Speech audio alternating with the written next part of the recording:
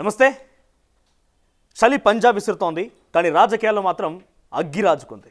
ఎంతలా అంటే రేపు మాపు సెకండ్కు ఇంకొక మిల్లీ సెకండ్కి అరెస్ట్ అనే రకంగా కేటీఆర్ పైన వార్తలు ప్రచారంలో ఉన్నాయి. ఇంకోవైపు ఎస్సీ వర్గీకరణ మీద రాష్ట్ర వ్యాప్తంగా ఒక పెద్ద టాక్ అయితే నడుస్తోంది. ఒకరి మీద ఒకరు ఆరోపణలు ప్రత్యారోపణలు కొనసాగుతున్నాయి. అల్లు అర్జున్ అరెస్ట్ కానీ, రైతు బంధు పథకం కానివ్వండి, రకరకాల అంశాలు ఉన్నాయి. ఇవన్నీ అంశాల మీద మాట్లాడదాం. మనతో పాటుగా తెలంగాణ ఉద్యమకారుడు, తెలంగాణ క్రాంతి దళ్ ఏర్పాటు నిర్మాణకర్త అన్నీ ఆయనే. ముఖ్యంగా ఒక మాట చెప్పాలంటే అందరికీ ఆశ్చర్యపోతారు, రేవంత్ రెడ్డి క్లాస్మేట్ కూడా, ముఖ్యమంత్రి రేవంత్ రెడ్డి క్లాస్మేట్ మనతో పాటుగా తెలుగు స్టూడియోలో ఉన్నారు. ఆయనతో పాటు మాట్లాడదాం. పృథ్వీరాజ్ గారు నమస్తే అన్న. నమస్తే. జై తెలంగాణ.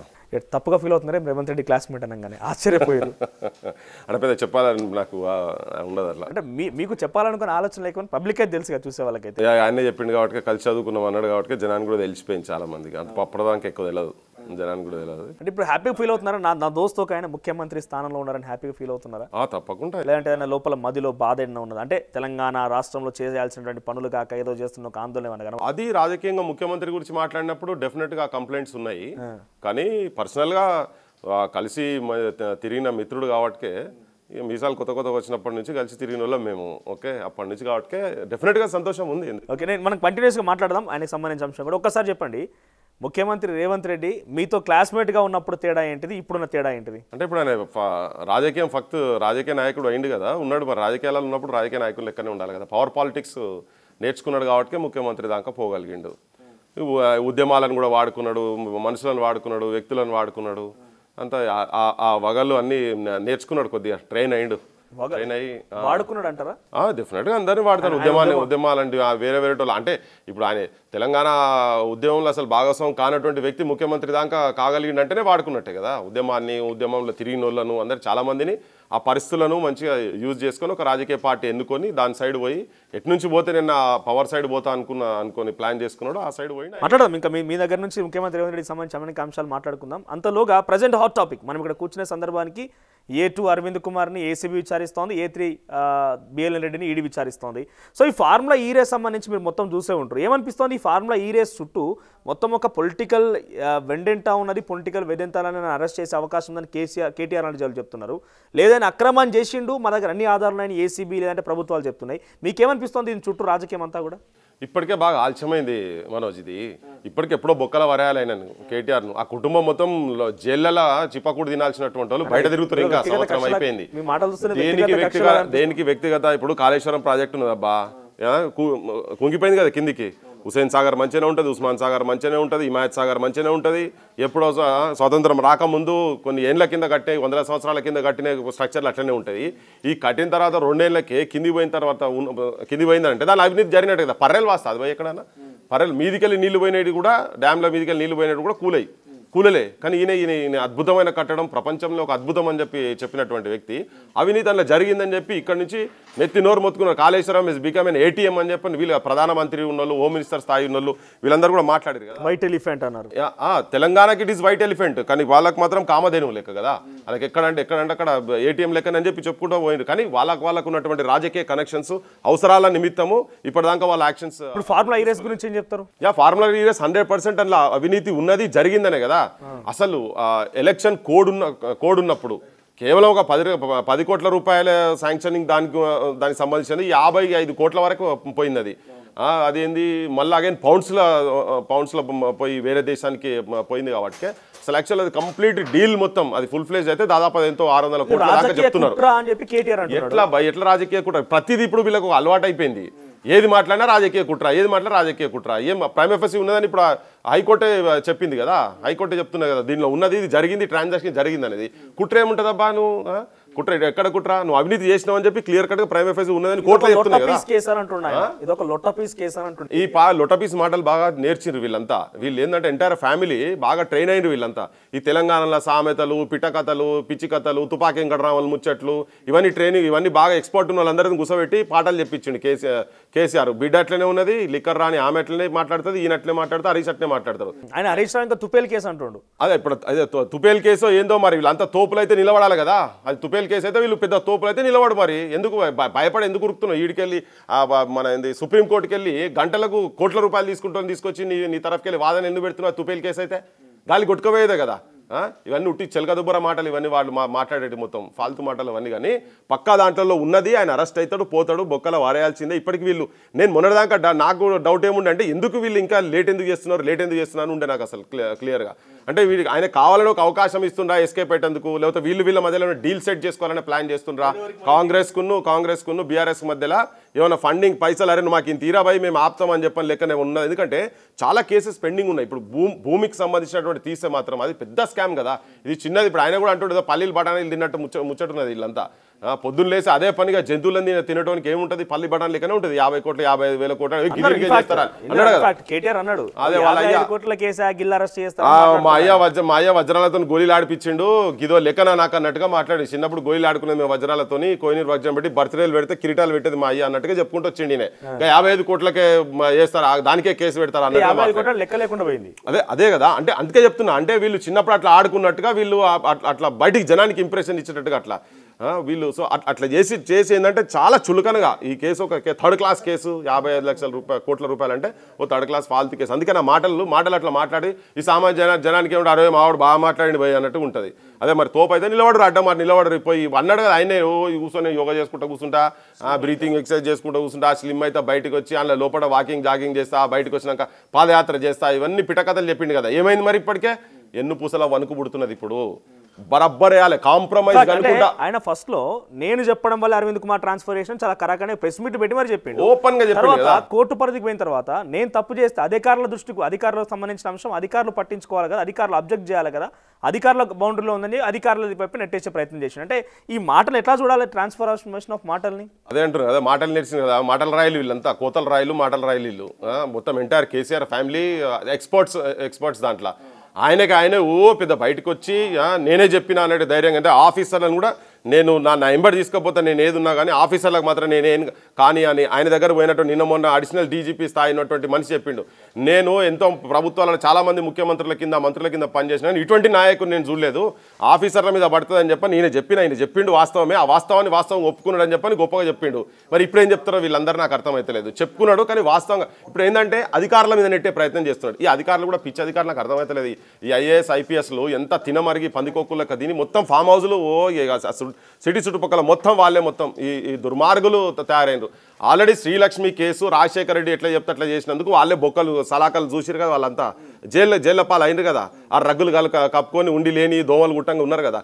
ఇవన్నీ అనుభవాలు చూసిన తర్వాత ఇంకా వీళ్ళు ఈ పాలిటిషియన్ చెప్పినట్టు ఎందుకు చేయాలని నాకు కూడా అర్థమైతలేదు ఇప్పుడు వాళ్ళు చెప్తే మేము చేసినామని చెప్పి వీళ్ళు చెప్తారు ఇప్పుడు చెప్తూనే ఉన్నారు ఇలా అంటేనే ఉన్నారు ఏం మాట్లాడినా కానీ అయ్యలేని రెడ్డి ఇప్పుడు మాట్లాడుకుంటూ చెప్తున్నాడు కదా ఆయన ఏది చెప్పినా కానీ ఆయనే చెప్పిండు వాస్తవమే వీళ్ళు కూడా ఏంటంటే మరి ఆ పొజిషన్లో కూర్చోవాలి కనుక ఎస్ మ్యాన్ లాడ ఉండాలి కూర్చున్నాడు కటిక బానిసత్వం కదా వీళ్ళు చేసింది ఐఏఎస్ ఐపీఎస్ ఆఫీసర్లు కటిక బానిసత్వం చేశారు కేసీఆర్ ముంగట ఇప్పుడైతే కాళ్ళకాండే కూర్చున్నాడు కవిత కాళ్ళకాండే కూర్చున్నాడు కొంతమంది ఐఏఎస్ ఆఫీసర్లు ఎన్ని దుర్మార్గాలు వచ్చినా ఇచ్చారు కదా వెంకటరామరెడ్డి ఓకే వాళ్ళు మళ్ళీ రాజకీయ అవసరాలు వాటితో పాటు ధనము విపరీతమైన పోయేటప్పుడు కట్టకపోయేది లేదు పట్టకపోయేది లేదు చెత్త నా కొడుకులు ఇట్లా చేసేసి తెలంగాణ సర్వనాశనం చేసిర్రు వీళ్ళు ఏదంటే గదే చేసిరు కానీ ఇప్పుడు ఏం చేస్తున్నారు వాళ్ళ కాడికి వచ్చినప్పుడు ఊరి మా మేడ మీద పడుతున్నది కేటీఆర్ మేడ మీద పడుతున్నది అన్నప్పుడు ఇది నేను చేసింది కాదు అధికారి వానికి సోయి ఉండొద్దా అధికారి అంటాడు పెట్టాలి కదా వాళ్ళే నా చేసేదంతా సంతకాలంతా వాళ్ళే కదా నాకేం సంబంధం అని చెప్పి తప్పించుకునే ప్రయత్నం అధికారులు కాబట్టి ఒక పాయింట్ తీసుకుంటే ఇక్కడ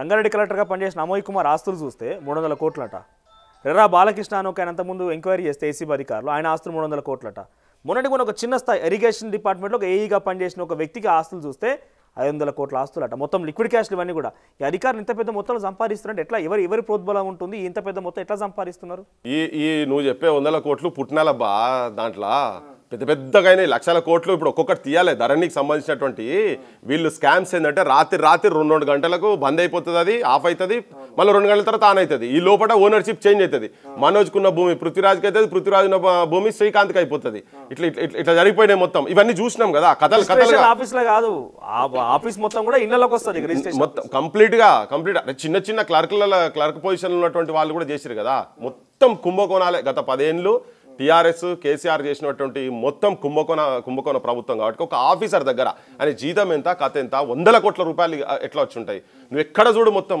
అంటే ఈయన పెళ్లిళ్ళు చేస్తే కూడా ఆలిషాన్ 5 స్టార్ హోటళ్ళ పెళ్లిళ్ళు చేసే కాడికి దాకా పోయినట్టే కొంతమంది నిజాయితీ పడినటువంటి ఆఫీసర్ల దగ్గర పోతే ఇయ్యాలటి కూడా వాళ్ళు పెన్షన్ల మీద బతికేటోళ్ళు ఉన్నారు ఇయ్యాలటి కూడా కొంతమంది. కానీ ఇటువంటి దుర్మార్గులు వచ్చి ఆ మంచోళ్ళను కూడా బద్నాం చేసే స్థాయి దాకా పోయినరు. ఇప్పుడు ఈయన కూడా వచ్చిన తర్వాత గతంలో ఈ బీహార్ బ్యాచ్ అని చెప్పని ఈ ముఖ్యమంత్రి ఇప్పుడైనా గత ముఖ్యమంత్రి ఉన్నప్పుడు చెప్పుకుంటూ వచ్చింది. ఈయన వచ్చిన తర్వాత సేమ్ బీహార్ బ్యాచ్ సేమ్ అదే కంటిన్యూ అవుతున్నది. ఆ ఆఫీసర్లు ఎవరెవరు ఉన్నారో ఆ ఆఫీసర్ సేమ్ యాజ్ ఇట్ ఈస్గా వీళ్ళందరూ కంటిన్యూ అవుతూనే ఉన్నారు. వాళ్ళ మీద పెద్ద చర్యలు జరుగుతలేవు ఇంకా ఇప్పటి వరకు. మరి వీళ్ళ వ్యూహం ఏమున్నదో నాకు తెలియదు. కానీ సంవత్సరం తర్వాత కూడా ఇప్పుడు నువ్వు అమయ్ కుమార్ది ఆ ఒక్కరిని తీస్తే సరిపోతుందబ్బా, వీళ్ళందరూ పర్మనెంట్ గా జైలు ఉండేటందుకు ఒక దగ్గర రైతులు ఏం చేశారు, ఒక 20 ఏళ్ల క్రితం 30 ఏళ్ల క్రితమే ఫ్లాట్ చేసి కొంతమంది చిన్న ఉద్యోగులు చిన్న వ్యాపారాలు చేసే వాళ్ళు ఆ ఫ్లాట్ల రూపంలో మార్చిన కొనుక్కున్నారు. ఎప్పుడైతే ధర 2018 ఎంట్రీ ఇచ్చిందో ఈ శంకర్ హిల్స్ కాస్త మళ్ళీ ఎకరాల్లో మారిపోయింది. ఒక ల్యాండ్ లార్డ్స్కి ఇచ్చేసారట మొత్తం అంతా కూడా. వాళ్ళు ఇప్పుడు 400 మంది ఈడీ ఆఫీస్ చుట్టూ ఎదురు చూస్తున్నారు. అంటే ఎట్లా మారిందనంటే అమయ్ కుమార్ మార్చేసిండు. సో ఇటువంటి ల్యాండ్స్ అన్ని మారుతున్న ఇష్టానుసారంగా వ్యవహరిస్తున్నారంటే ఆ రోజు దీనికి ఒక కట్టుబడి ఒక కథ ఒక ఆర్గాన్ ఏం లేదంటారా? రాజ్యాంగం అనేది అమలైంది అప్పుడు. ఎక్కడ రాజ్యాంగం? కేసీఆర్ ఏదంటే అదే, కేటీఆర్ ఏదంటే అదే, కవిత ఏదంటే అదే. వాళ్ళకి హెలికాప్టర్లో పోయి ఈ భూమి కన్ను పడ్డదంటే ఆ భూమి ఎట్లా స్వాహా చేసుకోవాలి, భూమిని మింగిన అనకొండాలి వీళ్ళంతా దుర్మార్గులు వీళ్ళు. అట్లా మింగిరు. దానికి వీళ్ళకి ఎస్మెన్లో కావాల్సినటువంటి ఆఫీసర్లను పెట్టుకున్నారు. లేకపోతే వీళ్ళకి ఎక్కడికి వెళ్ళి ఇవన్నీ పైసలు రాత్రి నువ్వు ఏదన్నా చూడు ఎక్కడ ఏ కోణంలో చూసినా కానీ ఇప్పుడు మన ఏదో వక్ భూమి అంటే ఎక్కడో 280 ఎకరాలంట. అందులో కొంత ఆపోజిషన్ ఉన్నారట, వీళ్ళు ఉన్నారట, అందరు కలిసి ఉన్నారట. ఇట్లా వీళ్ళు కానీ వాళ్ళు కలిసినవి మాత్రం ఇప్పుడు బయటికి రావు. ఇప్పటికే సంవత్సరం అయిపోయింది కదా. ఇప్పుడు ఇంకోటి ఏంటంటే ఇట్లా రాజకీయ కులమంతా ఒకటే పోయి పబ్లిక్ను మోసం చేయాలి. గవర్నమెంట్ ఆస్తి అంటే ప్రజల ఆస్తి పరాయమాల అప్నా తీసుకొని లోపటేసుకోవాలి. సర్కార్ భూములన్నీ లోపటేసుకున్నారు. అందరు కలిసి ఉన్నది బయటికి రావు. కొద్దిగా అటు ఇటు ఉన్నోని పేదోనికి సంబంధించినటువంటి బయటికి వస్తుంది అక్కడక్కడ. వచ్చిన దాన్ని కూడా ఏమన్నా లావాదేవీలు జరిగితే కాము చూకుంటారు, లేకపోతే ఏమైనా యాక్షన్ అవుతుంది అది కూడా బయట తుప్పిర్ల బలంతో మాట్లాడతారు. లేకపోతే ఇప్పుడు 56 చెరువులు స్ట్రైట్గా హైదరాబాద్లో అయిన హైడ్రాని స్టార్ట్ చేసిన ముచ్చట ఉంది కదా. ఈ జనానికి తెలిసిందే. మళ్ళీ కూడా చెప్తుంది ఏంటంటే ఒక్క చెరువు అన్న 6 చెరువులు కనీసం 6 చెరువులు అన్న మీది కన్నా పోయినరా మీరు. ఒక నాగార్జున కాడిది కొట్టిరు కదా, అంతా ఉన్నోలే పెద్ద బంగ్లాలు. మీకు డీల్ సెట్ కాకుండా ఉండేది ఉంటే నువ్వు అన్న చెరువుల భూములను నువ్వు ఎందుకు యాక్షన్ తీసుకుంటలేరు? ఈయన ఏమో మూగపోయినాయా? ఏమైంది మరి? ఈయనకు పోయి తీసుకోపోయి హైడ్రాలో పోయి మిషన్లు పోయి అది గులగొట్టాలి కదా, వాటి మీద యాక్షన్ జరగాలి కదా. అవన్నీ ఇల్లీగల్ అని తేల్చి డిప్యూటీ సీఎమే చెప్పిండు. ఇన్ని ఉన్నాయని చెప్పని ఆయన నోటితో ఆయనే చెప్పిండు. స్టేషన్ ఏర్పాటు చేస్తామని ఒక జీవో వచ్చింది, ఫిర్యాదులు తీసుకుంటారట. చూద్దాం. ఇప్పుడు నేనేమంటున్నా అంటే మీరు దగ్గరగా కేసీఆర్తోని కేటీఆర్తోని ఉద్యమంలో ట్రావెల్ చేశారు కాబట్టి నేను ఈ 2 రోజుల నుంచి ప్రెస్ మీట్లు కేటీఆర్ మాట్లాడే మాటలు చూస్తుంటే వాళ్ళు చాలా కాన్ఫిడెంట్గా మాట్లాడుతున్నారు. ఒకవేళ నిజంగా అనిపిస్తోంది తప్పైనా కూడా వాళ్ళు మాట్లాడుతున్న నిజమే అనే ఒక ఆలోచన మనలో కూడా క్రియేట్ అవుతున్నది. అరే ఇంత కాన్ఫిడెంట్గా మాట్లాడుతున్నారని చెప్పి ఎక్కడ వదిలిపెడతారు, చాలా తెగిస్తున్నారు. ఇప్పుడు బీఆర్ఎస్ పార్టీకి సంబంధించిన కాళేశ్వరం ప్రాజెక్ట్ కానీ విద్యుత్ కానీ అన్ని విషయంలో కమిషన్ వేసింది రాష్ట్ర ప్రభుత్వం. అరెస్ట్ రోజుకో వార్త చెప్తున్నది. మంత్రులు అయితే రేపు బాంబు వెళ్తుంది, ఎల్లుండి బాంబు వెళ్తుంది, బాంబులు వేడే ఖాతాకనే చూస్తున్నాం. కానీ బీఆర్ఎస్ పార్టీ ఎక్కడ వెనక తగ్గుతారు, అంత కాన్ఫిడెన్స్ వస్తుంది అంటే వాళ్ళ మాటలు ఏంటిది? ప్రజల్ని కూడా తప్పును కూడా ఒప్పని నమ్మించాలనే ప్రయత్నంలో భాగంగా కాన్ఫిడెంట్గా మాట్లాడుతున్నారా, లేదంటే వాళ్ళు నిజంగానే కాన్ఫిడెంట్ ఉన్నదా మేమేం తప్పు చేయలేదని? వాళ్ళ తెగింపు మీకు తెలుసు కాబట్టి అడుగుతున్నాను. చెప్తారా, జూట్ ఐసా బోల్నాకి సచ్కి పడ్జానా అన్నట్టుగా ఉంటుంది అన్నట్టు. వీళ్ళు దే ఆర్ ఎక్స్పర్ట్స్ దాంట్లో, వెల్ ట్రైన్డ్. ఇది FBI సీక్రెట్ ఏజెంట్స్ ఎట్లా ట్రైన్ అవుతారో చూసినావా, అట్లా దే ఆర్ వెల్ ట్రైన్డ్. అబద్ధాలను నిజాన్ని అబద్ధంగా ఎట్లా మాల్చాలనే దానివల్ల వాళ్ళు చాలా ఎక్స్పర్ట్స్. ఐ థింక్ భారతదేశం మొత్తంలో ఏమైనా పోటీలు పెడితే వీళ్ళే అవ్వల్ నెంబర్ స్టార్టింగ్లో వీళ్ళే ఉంటారు. వీళ్ళంతా ఫస్ట్ ఆఫ్ ఆల్ వీళ్ళు ఉద్యమాలు చేయలే. ఓకే, కేటీఆర్ కవిత అనేది ఉద్యమంలో ఎక్కడా కూడా మేము ఉద్యమాలు చేసినప్పుడు వాళ్ళు లేరు. ఉద్యమాలు మాకు కొత్త కాదంటారు కదా వాళ్ళు పదే దొంగ మాటలు. అందుకే చెప్తున్నా కదా, వాళ్ళు అవే చెప్తారు. ఉద్యమాలు వీళ్ళు చేసింది ఏం లేదు. జనం ఉద్యమం చేస్తే సచ్చిన శవాల మీద ప్యాలాలు ఏరుకున్నట్టు దాన్ని ఓట్లుగా మలుచుకొని అధికారంలోకి వచ్చిన దుర్మార్గులు వాళ్ళు మొత్తం కుటుంబం. వాళ్ళు ఉద్యమాలు చేశారంటే అక్కడిక్కడ టోకన్ ప్రొటెస్టులు చేయొచ్చు, కానీ నిజమైన ఉద్యమాలు క్షేత్రస్థాయిలో గ్రామాలల్లో జనం చేసిరు, జనం తిరగబడ్డారు. ఎప్పుడైతే కేసీఆర్ జ్యూస్ దాగిండో అప్పుడు జనం తిరగబడ్డారు. నీతో కాదురా, నాది ఇది దాగురా, ఇక చాలా ముచ్చని మాట్లాడు, మా రక్తం దాగురా అని చెప్పి బయటికి జనం వచ్చిన తర్వాత అప్పుడు నిజమైన ఉద్యమం స్టార్ట్ అయింది. అంతకుముందు మొత్తం భావజాల వ్యాప్తిలో కూడా వీళ్ళు ప్రతిసారి ఉద్యమాన్ని చెప్తున్నా. అదే కదా ట్రైన్డ్ అబ్బా. మనం ఇప్పుడు నువ్వు అంటున్నావు కదా, హే పాపము అంతగానో చెప్తే నిజమే కావచ్చు అనుకున్నా. అట్లా మాట్లాడతాడు చూడరాదు, సిగ్గు శరం లేకుండా. నేను చెప్తా ఒక చిన్న ఉదాహరణ. మన the liquor lady of India Kavitha, పేరు పెట్టారు లిక్కర్ లేడీ ఆఫ్ ఇండియా పక్కా. అంటే అంత గొప్ప బిరుదు ఎవరికి ఉండకపోవచ్చు, అంత గొప్పగా. ఇప్పుడు ఊర్లో చిన్న సారా ఎవరైనా అవార్డు ఇచ్చినట్టు ఇచ్చారు లిక్కర్ లేడీ ఆఫ్ ఇండియా. అవునా, భార్య వాస్తవమే కదా. ఇంత పెద్ద స్కామ్ లా భారతదేశంలో స్వతంత్రం వచ్చినా కావచ్చు, అంత ముందు కావచ్చు, గిట్లా గింత పెద్ద కుంభకోణంలో ఎవరన్నా ఆడోళ్ళు పోయిన వాళ్ళు ఉంటే చూపి సిగ్గుపడాలి. ఆడోళ్ళు మొత్తం ఇళ్ళకెళ్ళి బయటికి వెళ్ళారు, లేకపోతే ఆత్మహత్య చేసుకుంటారు ఎవరన్నా. ఇట్లా ఇంత జరిగి జైల్లో లాంటి రోజులు ఉన్న తర్వాత ఆత్మహత్య చేసుకుని ఉదాహరణ చెప్తుంది. అంటే ఆ స్థాయి దాకా పోయేటోళ్ళు తెగింపు ధైర్యంగా కాన్ఫిడెంట్ గా మాట్లాడుతారు. కానీ ఇలా బయటకు వచ్చి మళ్ళా వాళ్ళ నాయననే రిజర్వేషన్ సంబంధించినటువంటి అంశం బీసీ రిజర్వేషన్ ఇష్యూ ఉంది కదా. 42% వీళ్ళు కాంగ్రెస్ వాళ్ళు ఇస్తానంటే ఇప్పుడు నేను 42% నువ్వు ఎట్లా తీయవని చెప్పని 33-34% ఉన్నదాన్ని 18%కు తగ్గించిన తర్వాత కొన్ని వేల మంది వార్డు మెంబర్లు సర్పంచులు కావాల్సినటువంటి అంశాన్ని పక్కకు పడేసి వీళ్ళు ఆల్ ఆఫ్ ఎ సడన్ ఇప్పుడు వచ్చి ఆమె చేసుకున్నామే బీసీఆ మరి లేక తెలియదు, ఆమె మంగళ షాపులు నడిపేది కదా, పుసుకునే మరిసిపోయిన మొగడు మేము అట్లా అనుకున్నదేమో ఆయన వెలువైనా కానీ కవితనే ఇంకెవరబ్బా కవితనే. ఇప్పుడు ఐదర్ ఎవరైనా ఉండేది ఉంటే ఇప్పుడు నువ్వు మాట్లాడుతున్నావు అనుకో, రెడ్డి వాళ్ళ గురించి మాట్లాడుతాను, రెడ్డి వాళ్ళు లేకపోతే కమ్మ ఏది ఉంటే వాళ్ళ రైట్స్ గురించి మాట్లాడితే నేను చేసుకున్న వాళ్ళు వాళ్ళే కదా అని ఉండొచ్చు. మరి అట్లా ఇట్లా ఏమైనా అనుకుంటారేమో. సిగ్గు లేకుండా బయటకు వచ్చి రోడ్ల మీదకి వచ్చి బీసీ రిజర్వేషన్ నేను బీసీకి ఐకాన్ అని చెప్పి కొట్లాడుతున్నారు చూసినావో, అంత పచ్చిగా వీళ్ళు చేయగలిగేటువంటి 100%. అంటే వాళ్ళు మోసం చేసారు కాబట్టి, దుర్మార్గం చేసారు కాబట్టి. ఇవాళ ఎవరెవరికైతే అన్యాయం జరిగిందో బీసీ రిజర్వేషన్స్ తోటి ఎవరెవరైతే వాళ్ళ హక్కులు రాసుకున్నారో వాళ్ళ ఇళ్లలో పోయి చీపురు పట్టుకొని ఊడవాలి, పొద్దుగాలేసి వాకిలు ఊడిసి ముగ్గేసి తప్పైందో అని చెప్పి కాళ్ళు మొక్కాలి. ఇలా కుటుంబం మొత్తం మొక్కితే ఒక 6 నెలలు మొక్కితే అప్పుడు వాళ్ళకి ఏమైనా బీసీల రైట్ల గురించి మాట్లాడేటువంటి అధికారం ఉంటుంది. ప్రవళిక చచ్చిపోయింది ఉంది కదా, అసలు ఆమె ఎగ్జామే రాయాలని చెప్పింది కేటీఆర్. అంటే వీళ్ళు అబద్ధాలు ఎంత అద్భుతంగా చెప్పగలుగుతారంటే చెప్తున్నా. మరి చూసుకొని కూడా ఒక్కొక్కరికి అరే పరిశ్రమ పాపమే రాయలే కావచ్చు, తెల్లారి ప్రేమ వ్యవహారం అని చెప్పారు. ప్రేమ వ్యవహారం అని చెప్పి తీసుకొచ్చి వాళ్ళ పేరెంట్స్ కూర్చోటి మేము పోయాడికి పోదాం అనే లోపల పొద్దుగాల 8 గంటల లోపల దానం చేసేసారబ్బా.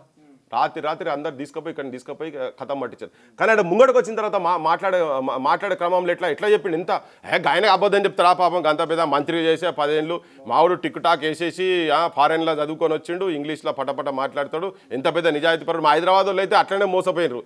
కేటీఆర్ ఉంటే జాలీగా హైదరాబాద్ ఎక్కడికో పోతుంది మొత్తం మింగిన సంగతి ఇలా తెలియదు కదా. సో అంత అబద్ధాలు చెప్పి ఎప్పుడైతే బయటికి ఇవన్నీ పేపర్లతో సహా బయటికి ఆల్ టికెట్లన్నీ బయటకు వచ్చినాయో నోరు మూసుకొని కూర్చున్నాడు. అంటే అంత అద్భుతంగా చెప్పగలుగుతాడు, వాళ్ళు అబద్ధాలు అంత అద్భుతంగా చెప్పగలుగుతారు. తెలంగాణ ప్రజలకు మొత్తం చెప్పేది ఏంటంటే వీళ్ళు ఏది మాట్లాడినా నమ్మొద్దు. ఈ కేటీఆర్ కుటుంబము తెలంగాణను అన్ని విధాలుగా. మీరేం అట్లా అంటున్నారు, కానీ ప్రధాన ప్రతిపక్షం ఇప్పుడు వాళ్ళే కాబట్టి ఆటో డ్రైవర్లను వాళ్ళే సపోర్ట్ ఉంటున్నారు. సర్పంచ్లకైతే పాపం 10 ఏళ్ళు వీళ్ళే బిల్లులు పెండింగ్లో ఉంచి మళ్ళీ అదే సర్పంచ్లతో ఉద్యమాలు చేస్తున్నారు. ఈ గురుకులాలకు సంబంధించి అదే 10 ఏళ్ల పాటుగా వాళ్ళు రెంట్లు కట్టక లేకపోతే ఇబ్బందులు బకాయిలు పెట్టి ఇప్పుడు ఆ గురుకులాలకు సంబంధించి హాస్టల్ తాళం వేస్తే వీళ్ళ ఉద్యమాలు చేస్తున్నారు. వీళ్ళ ఉద్యమాలు మీరు చూస్తలేరా? ఉల్టా చోర్ కోత్వాల్ అంటారు, ఉల్టా చోర్ దొంగనే నేనే పోలీస్ అన్నట్టు తిరిగినట్టున్నది వీళ్ళ వ్యవహారం చూస్తే. వాటి గురించే కదా మేము మొత్తుకున్నది. 5,000 బడులు బంద్ చేశారు రా నాయన, మీరు విషపు కూడు పెట్టి జనాలను చంపుతున్నారని చెప్పని. ఇలా వాళ్ళే మళ్ళీ జనం మర్చిపోయేటట్టుగా వాళ్ళే బయటకు వచ్చి ఆటో డ్రైవర్లు అయితే ఆత్మహత్యలు చేసుకున్నారు. మా దగ్గర పరకాల వరంగల్లో ఒక ఆటో డ్రైవర్ ఇట్లనే వీళ్ళు చేసిన ఆగడాలకు కోవిడ్ అయిపోయిన తర్వాత కిస్తీలు కట్టలేకుంటుంటే పోలీస్ స్టేషన్ ముంగట తీసుకొచ్చి ఆటో పెట్టేసి తలగబెట్టారు. కిస్తోడు వచ్చి అదే సర్పంచ్ ఉండే, అరే ఎందుకని నువ్వు ఆటో నడుపుతున్నావు, ఆటో తీసుకొని నడుపుతుంటే బిల్లులు వస్తలేవు, చచ్చిపోతున్నా, నా పెళ్ళ వదిలిపెట్టి పోతా అంటున్నది, అప్పుల పాలైనా పైసలు పెట్టి సర్పంచ్ అయినా నా పైసలు కాలబడ ఎటన పోని, కానీ ఊర్లో డెవలప్మెంట్ వర్క్ చేస్తే దాని బిల్లు కూడా వస్తలేవు.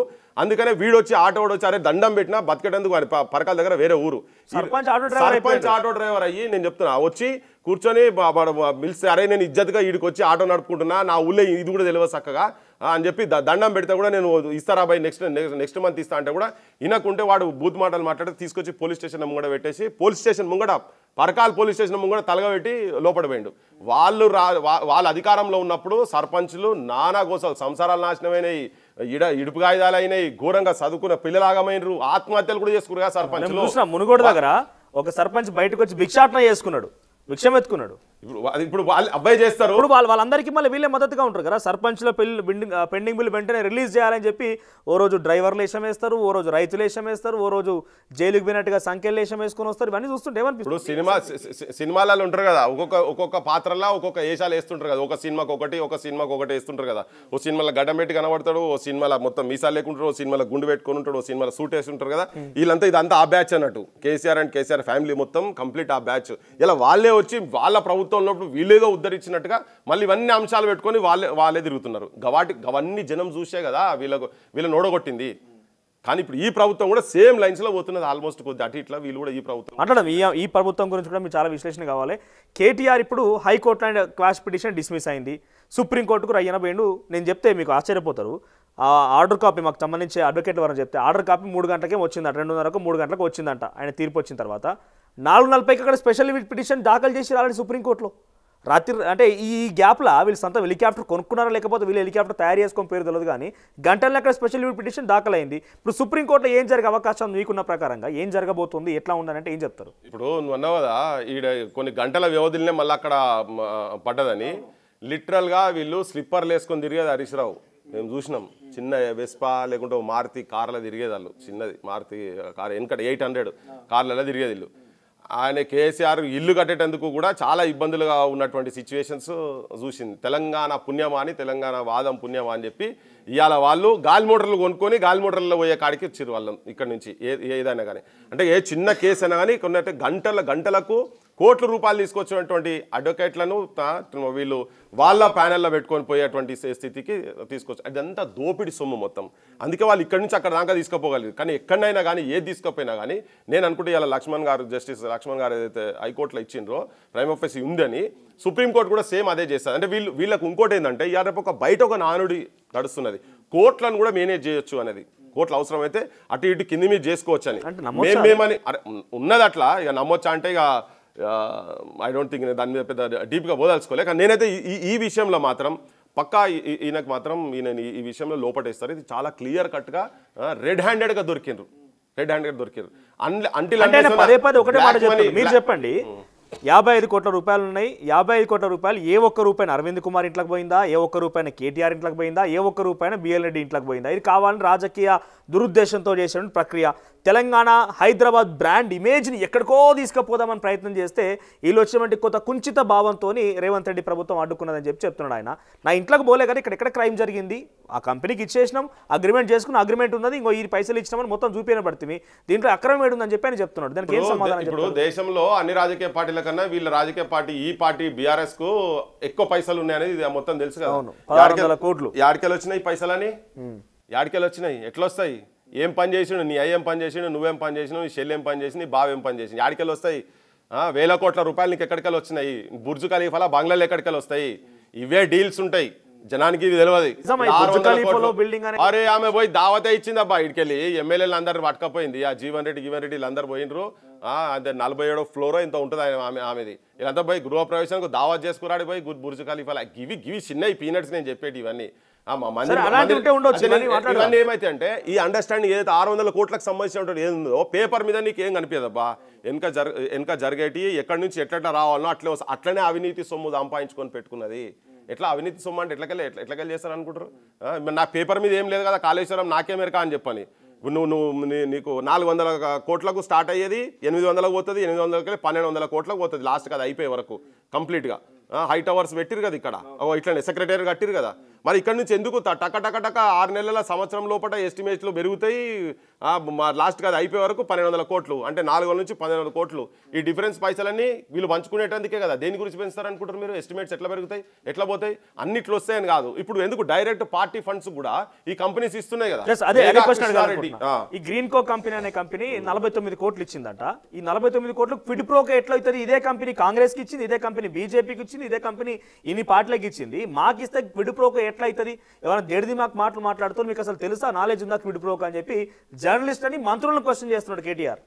అహం బాగా ఎక్కిందానికి చిప్పకూడు తింటారు చక్కగా అవుతారు కేటీఆర్ అంటేనే బాగా అహం బాగా ఎక్కి. ఇప్పుడు ఇక్కడ నేను అనేది రాజకీయ కులం అంత ఒక్కడని చెప్పడానికి అదే చెప్పిన, ఇంతకుముందు ఫస్ట్ చెప్పిన కదా.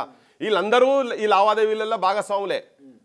వీళ్ళందరికీ హెట్రో దగ్గర వీళ్ళకు ఉంటాయి, యశోద హాస్పిటల్లో వీళ్ళకు ఉంటాయి. వాళ్ళకి కాకపోతే పర్సంటేజ్లు ఎవరు అధికారంలో ఉన్నప్పుడు వాళ్ళకు కొద్దిగా ఎక్కువ వస్తాయి. ఆపోజిషన్ వాడు నోరు మూసుకుంటుంది, వాళ్ళకు కూడా ఇస్తున్నారు. ఇవన్నీ ఉన్నాయి కాబట్టి జనం ఇట్లా ఏడుస్తున్నారు. మన సొంటలో ఇట్లా ఏడుస్తున్నాం జనం, సామాన్యమైన జనం. ఓకే, అవన్నీ వాళ్ళు ఎట్లా రావాలి, ఏ లావాదేవీలో చిన్న చిన్న నౌకరు చేసి 10,000కు పరిశాన అయ్యే జనం ఎందుకు అవుతారు అంటే ఇటువంటి చెత్త రాజకీయ నాయకులు అన్ని రాజకీయ పార్టీలు ఉన్నారు కాబట్టి వీళ్ళందరూ కలిసే ఉన్నారు వీళ్ళు. ఇప్పుడు అందుకే నేను డౌట్ ఈ సంవత్సరం వరకు ఎందుకు ఆగుతున్నాయి, ఇప్పుడు 54 చెరువులు కూడా చెప్పిన కదా ఎందుకు ఆగుతున్నాయి అంటే ఇదే వాళ్ళ కూడా లావాదేవీలు పైసలు అయితేనే ఆగుతున్నారేమో అని చెప్పి డౌట్స్ ఇవన్నీ వాస్తవాలే కదా. మరి ఎట్లా గెలిస్తారు, ఎందుకు ఇస్తారు చెప్పు. మనకి ఎక్కడికి వెళ్ళి మేఘా కృష్ణారెడ్డి అంటోనికి పైసలు అవినీతి చేయకుండా ఉండేది ఉంటే గంత పెద్ద పెద్ద అమౌంట్స్ ఎట్లా ఇవ్వగలుగుతారు. ఇవి నువ్వు నీ డైరెక్ట్ ఇండ్లు ఉన్నాయి, ఇంకా ఇండివిజువల్స్కి ఇచ్చేటి ఇస్తారు. నువ్వు ఎక్కడ పోయి ఏ కాంట్రాక్ట్ మామూలు చిన్నగా పోతే 25 బిల్లులు రావాలంటే పర్సెంటేజ్లు అబ్బా 20%, 25%, 30%. నువ్వు ఏ సామాన్యునే అడుగు. ఇలా మన కెమెరా ముంగట మాట్లాడడం కాదు, ఏ చిన్న కాంట్రాక్టర్ని అడుగు. అరే మేము పర్సంటేజ్లకు చచ్చిపోతున్నాం, మిత్తిలు కూడా వర్కౌట్ అయితే లేవు మాకు అని చెప్పనే స్టేజ్ ఉన్నది. కాంట్రాక్ట్ క్షేత్రస్థాయిలో వేసుకోండి కూడా పెద్ద ఉందో లేదో తెలియదు, కానీ పెద్ద పెద్ద కాంట్రాక్టర్స్ మాత్రం ఇవన్నీ ఉన్నాయి. ఈ పర్సంటేజ్లు ఎట్లా సంపాదించారు పాలిటీషియన్స్, ఎట్లా వాడు ఓటుకు 5,000, 10,000 ఎట్లా ఇస్తున్నాడు. ఒక్కసారి ఎమ్మెల్యే ఎంపీ అయిందంటే 100 కోట్లు 1,000 కోట్లకు పడగే ఎట్లా పోతున్నారు. ఇవన్నీ ఆ పైసలే. సో మీకు కాన్ఫిడెన్స్ ఉంది కేటీఆర్ని ఈ కేసులో లాక్ చేస్తారని కాన్ఫిడెన్స్ అయితే ఉన్నది, గా చిప్పకూడదు తింటారని కాన్ఫిడెన్స్ అయితే ఉన్నది.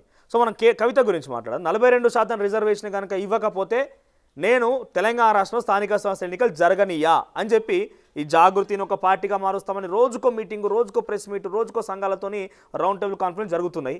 సో ఇక్కడ క్వశ్చన్ ఏంటంటే మీరు అంటున్నట్టుగా కవిత బీసీ కాదు, కవిత కుటుంబం కానీ కవిత బంధువులు ఎవరు బీసీ లేరు కాబట్టి ఆమె క్వశ్చన్ చేస్తే రైటే లేదంటారా. మరి పోనీ ఆమెకు రైట్ లేకపోతే మన దాంట్లో నుంచే ఈ బీసీ వర్గాల నుంచి ఆమెకు సపోర్ట్ చేస్తూ ఎందుకు పోతున్నంతా కూడా సంఘాలు 40-40 సంఘాలు పోయినాయట మొన్న.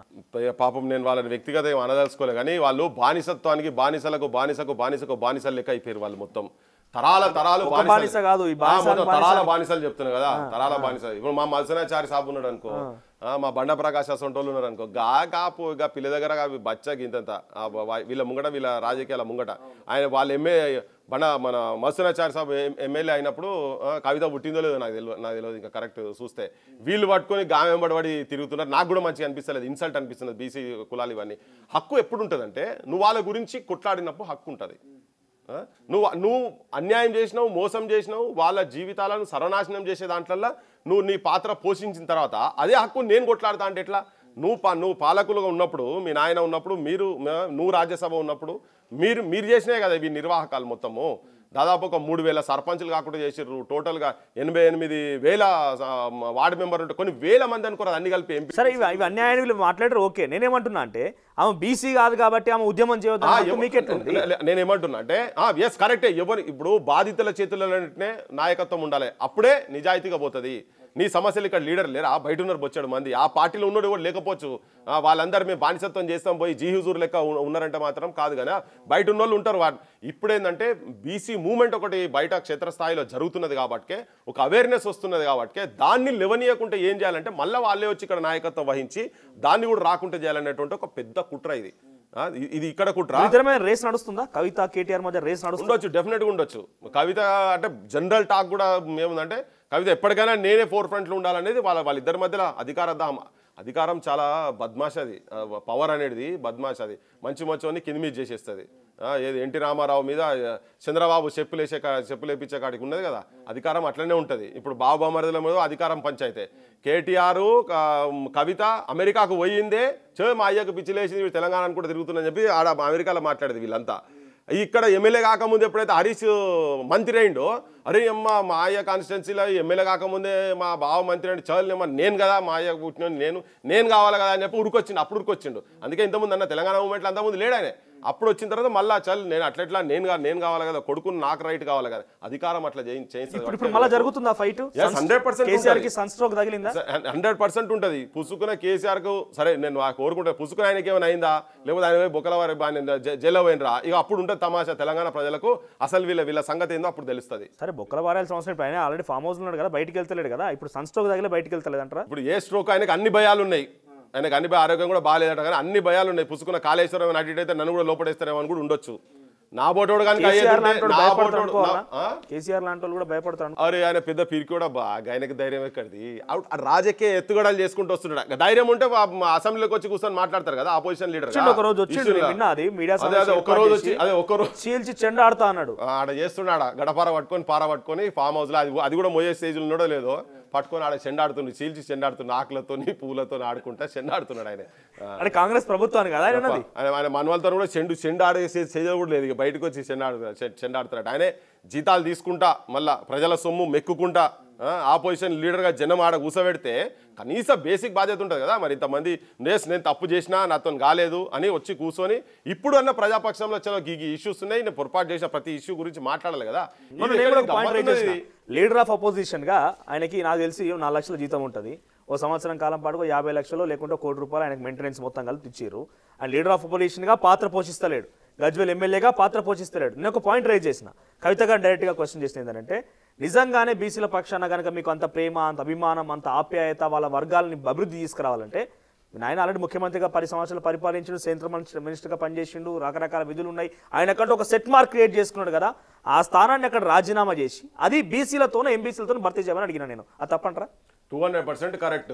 వీళ్ళకి అది లేనే లేదు. ఇంకోటి చెప్తా, ఫస్ట్ 6 మంత్రులు హరీష్ ఎప్పుడైతే ఎమ్మెల్యే కాక ముందు మంత్రి అయిండో, అంటే కాంగ్రెస్ వాళ్ళతో కలిసి 2004లో తెలంగాణకే పుట్టినాము, తెలంగాణ రాష్ట్రంలోనే ఎమ్మెల్యేలు అవుతాము, తెలంగాణ వచ్చేదాకా మేము ఏం పదవులు తీసుకోము, కావాలి కుక్క లెక్క ఉంటాను, ఇవన్నీ డైలాగులు కొట్టిన డైలాగ్ రాయుడు మా వాళ్ళు మా కేసీఆర్ 2004లో కలిసి గవర్నమెంట్ ఉన్నప్పుడు 6 మంత్రి పదవులు తీసుకున్నాడు.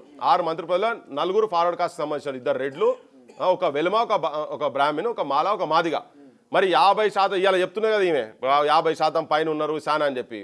మరి అప్పటి నుంచి కూడా గవాలే ఉన్నారు కదా. అప్పుడు 3 ఎమ్మెల్యేలు ఉండే, ఒక్కరిని కూడా నువ్వు కనీసం మంత్రిని చేయలే కదా, 4 ఫార్వర్డ్ కాస్ట్ వాళ్ళని చేసినా. మరి ఇంత జనామాకు ప్రాతినిధ్యం వహించేటువంటి 3 టీఆర్ఎస్లో ఎమ్మెల్యేలు ఉంటే కూడా నువ్వు చేయలే, ఆ టైంలో చేయలే. ఇప్పుడు ఆయన ఎందుకు చేస్తాడు? తర్వాత ఎప్పుడైతే దేవేందర్ గౌడ్ పార్టీ పెట్టిండో ఈటల రాజేందర్ ఇటు పోయేటట్టుండ అని చెప్పని అప్పుడు ఫ్లోర్ లీడర్ చేసిండు ఆయన. అప్పటిదాకా చేయలే. వీళ్ళకు బీసీల మీద ప్రేమ కాదు, ఎప్పుడు అనగదొక్కాలి, వీళ్ళు వాడక దొబ్బాలి, బానిసలుగానే ఉంచాలి అనేది వీళ్ళని ఎప్పుడు వాళ్ళ పైసలు అధికారం వాళ్ళ చేతులలో పెట్టుకొని వీళ్ళకి అవి ఆడించుకుంటూ తిప్పాలని తోలుబొమ్మల ఆట లెక్క, తోలుబొమ్మ లెక్క ఈ వర్గాలను, ఈ కులాలలో ఉన్నటువంటి నాయకులను ఆడించుకుంటూ తిరుగుతుంటే మా ఊళ్ళకు కూడా సోయి లేక కొంతమంది తిరుగుతున్నారు. బాధతో చెప్తున్నా నేను, తిరగదు. వాళ్ళకు అద్భుతమైన టాలెంట్లు ఉన్న కూడా ఇంకా వాళ్ళ దగ్గర ఉన్నారు. నేను 2-3 పేర్లు చెప్పిన వ్యక్తిగతంగా వాళ్ళు బాధపడినా మంచిదే, కానీ అటువంటి పిల్ల దగ్గర పోయి మీరు కూర్చునేది నాకు అర్థం కాదు. మీ స్టేచర్ ఏంది, మీ కథ ఏంది? ఫైల్ పట్టుకొని తిరిగేది మత్స్యనాచారి, ఇట్లా సూట్ కేసు పట్టుకొని ఇల్లు తిరిగేది. మా ఫాదర్ దగ్గరకు వచ్చేది రెగ్యులర్గా, ఆ రోడ్డు మీద తెలియదు. పృథ్వీరాజ్ గారు వాళ్ళ నాన్న మాజీ మంత్రి ముత్యాల సత్యనారాయణ అని చెప్పి చాలా కవి, గాయకుడు, చాలా కవిత్వాలు, పాటలు కూడా ఉన్నాయి. ఒకనొక సందర్భంలో ఆయన తృణప్రాయంగా ఇట్లా వదిలేసేసిండు. మస్తు నాకు తెలిసి రాజీనామా కూడా చేసినట్టున్నారు. సో అప్పుడు వీళ్ళందరూ మీ దగ్గరకు వచ్చిండే, అయితే మీ నాన్న దగ్గరకు వచ్చిండే వీళ్ళంతా కూడా. కేసీఆర్ కూడా జూనియర్ అబ్బా మా నాన్నకు అట్లనే వచ్చిండు. ఆయనే వచ్చి అడుగుతూనే అన్న ఇప్పుడు తన తెలంగాణ రాకముందు నుంచి ఫైటర్ కాబట్టుకనే ఈ రైటరు, పోయేటు, సాహిత్యము, జై తెలంగాణ పత్రిక నడిపింది కాబట్టి అన్న మీ సపోర్ట్ కావాలి, మీరు ఉండాలంటే సరే వచ్చిండు, మంచిది జరుగుతా. తెలంగాణకు ఒక రాజకీయ నాయకత్వం కూడా కావాలి, ఉద్యమాలు అని చెప్పుకుంటూ తిరిగితే నక్సలైట్లతో సంబంధాలు ఉన్నాయని చెప్పి పోలీసు స్టేషన్లలో పెట్టి కొట్టే సిచ్యువేషన్లో, కేసులు పెట్టే సిచ్యువేషన్లో, ఎన్కౌంటర్లు చేసే సిచ్యువేషన్లు ఉండే. నా మీద కూడా అటువంటి ప్రయత్నాలు జరిగినాయి. ఇక్కడ ఒక పాయింట్ అడుగుతాం మళ్ళీ. మీ నాన్న అప్పుడెప్పుడో తెలంగాణ రాష్ట్రం రాకముందు కేసీఆర్ కంటే సీనియర్ మంత్రిగా పనిచేసిండు.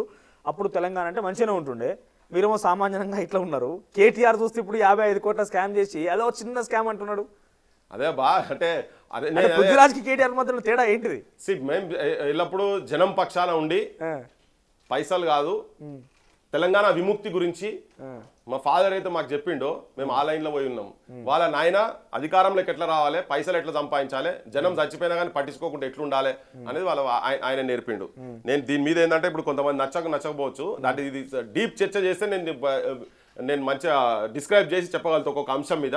అది ఇప్పుడు ఆ టైం కాదు కాబట్టుకనే ఆయనే అమెరికాలకు పోయి అక్కడనే షిఫ్ట్ అయ్యి అక్కడనే ఉందామని చెప్పి చదువుకొని అక్కడ నౌకర్ చేసుకుంటుండే. చర్చ పెడదాము. సో ఇప్పుడు నేనేమంటున్నా అంటే ఇక ఇప్పటి వరకు జరిగినంత చూసినాం కదా. సో తెలంగాణ రాష్ట్రంలో ఈ ఫార్ములా ఈ రేసు, కాళేశ్వరం కమిషన్, విద్యుత్ కమిషన్, అన్ని కమిషన్లు ఉన్నాయి. నేను మొదట్లో అబ్జర్వ్ చేసిన 3 వీలు ఏంటంటే విచారణ, విజిలెన్స్, వివరణ, ఈ 3 పదాలు నడిచినాయి మొదటి 6 నెలల తర్వాత. ఇప్పుడు కాస్త కొంత ఏందో అప్పుడప్పుడే బయటపడుతున్నాయి, కమిషన్ రిపోర్ట్లు వస్తుందని చెప్పి చూస్తారు. నిజంగానే ఈ ప్రభుత్వం అయినా కనీసం ఆ అక్రమాలని వెలికి తీసి వాళ్ళని అరెస్ట్ చేసే అవకాశం కానీ, వాళ్ళ నుంచి బయటకు తీసే అవకాశం కానీ ఏమైనా ఉంటుందంటారా? 3 వీక్స్ అన్నావు కదా, నేను ఒక లాస్ట్ వీ యాడ్ చేస్తా, విరమణ. ఓకే, మరి విరమణ చేస్తారో విజృంభిస్తారో చూడాలి, రిపోర్ట్లకనైతే వీళ్ళు చెప్తూనే ఉన్నారు కదా. సో నేను విచారణ, విజిలెన్స్, వివరణ వరకు ఆగిపోయినా, మీరు విరమణ కూడా ఇచ్చేసి. మరి ఇప్పుడు పోతుంటే justice delayed is justice denied కదా. సో విరమణ చేసే ఛాన్సెస్ కూడా ఉంటాయి. ఇవన్నీ నేను ఒక్కటే ఏంటంటే కొసతాళ్ళు వెళ్ళేదాకా చూడాలంటే అయ్యగారు తాగందని చెప్పని సామెత ఉండబ్బా. ఓకే, ఆఖరి తాడు దాటినాక అయ్యగారు తాగలే మంచోడు, అయ్యగారు మంచిగా మంత్రాలు చదివేటోడు, తాగేటోడు కాదని చెప్పని వీళ్ళని కూడా నిజంగా కేసులు పెట్టి ప్రాపర్ గా విచారణ చేసి కేసులు పెట్టి లోపల పంపించేసి ప్రాపర్ సెక్షన్స్ కింద కనుక నాకు కేటీఆర్ ఆ మధ్యలో ఒక మాట చెప్పిండు, కేబినెట్ సమావేశంలో రేవంత్ రెడ్డి ఏ నిర్ణయం తీసుకున్నాడు, అధికారులతో ఏం మాట్లాడుతున్న విషయం రేవంత్ రెడ్డికి తెలవక ముందే మాకు తెలుస్తుంది, మాకు చెప్పే వాళ్ళు ఉన్నారని చెప్పిండు కేటీఆర్. నిజంగా పరిస్థితి ఉన్నదంటారా? ఈ మంత్రులు ఎవరన్నా వాళ్ళకి లాబింగ్ చేస్తూ ఉన్నారా, లేకుంటే సమాచారం ఇచ్చే ఉన్నారంటారా? ఏమో థాట్ పోలీసింగ్ చేస్తుండే ఏమన్నా, అంటే మొదలే వీళ్ళని ప్రియంప్ట్ చేసి ఆయనకు ఇన్సెక్యూరిటీ పెట్టడానికి ఏమైనా చేస్తుండో తెలియదు. వీళ్ళని ఎవరు నమ్ముతారబ్బా? నిజం కూడా పోతుండొచ్చు, మనకు తెలియదు. ఇక నేను మనకు అంత ఇంటెలిజెన్స్ వాళ్ళ లోపల ఎవరెవరికి ఎట్లున్నదండి. వీళ్ళంతా పైసలు అధికారం చుట్టూ ఉండే వ్యక్తులు ఉన్నారు. వీళ్ళు ఏమన్నా సత్యహరిచంద్రులు ఆ ఇండ్లు ఉన్నోళ్ళు అన్నున్నోళ్ళు ఇళ్ళకి వచ్చి ఇంట్లో అల్ల పోయిండు, కప్పగంతులు వేసిన వాళ్ళే నా ఇంట్లో అల్ల కూడా ఇలా అందరు ఉన్నారు కాబట్టి ఎవడు ఏందో తెలియదు. ఎవరు అడ్డిమారి గుడ్డే లేకపోతే పెద్ద ఓ ప్రజాసేవ చేసి వీళ్ళందరూ పొద్దుగా లేచి కాంగ్రెస్ లో గెలిచిన వాళ్ళందరూ వాళ్ళేనా ఏమన్నా లాస్ట్ కు మంచి ఇండ్లలో వండుకొని అంటారు అనొద్దు కానీ డైపర్ బ్యాచ్లు కూడా పోయి ఇండ్లలో వండుకున్న వాళ్ళు కూడా పోయి ఎమ్మెల్యేలు అయితే తిరిగి కథకున్నది.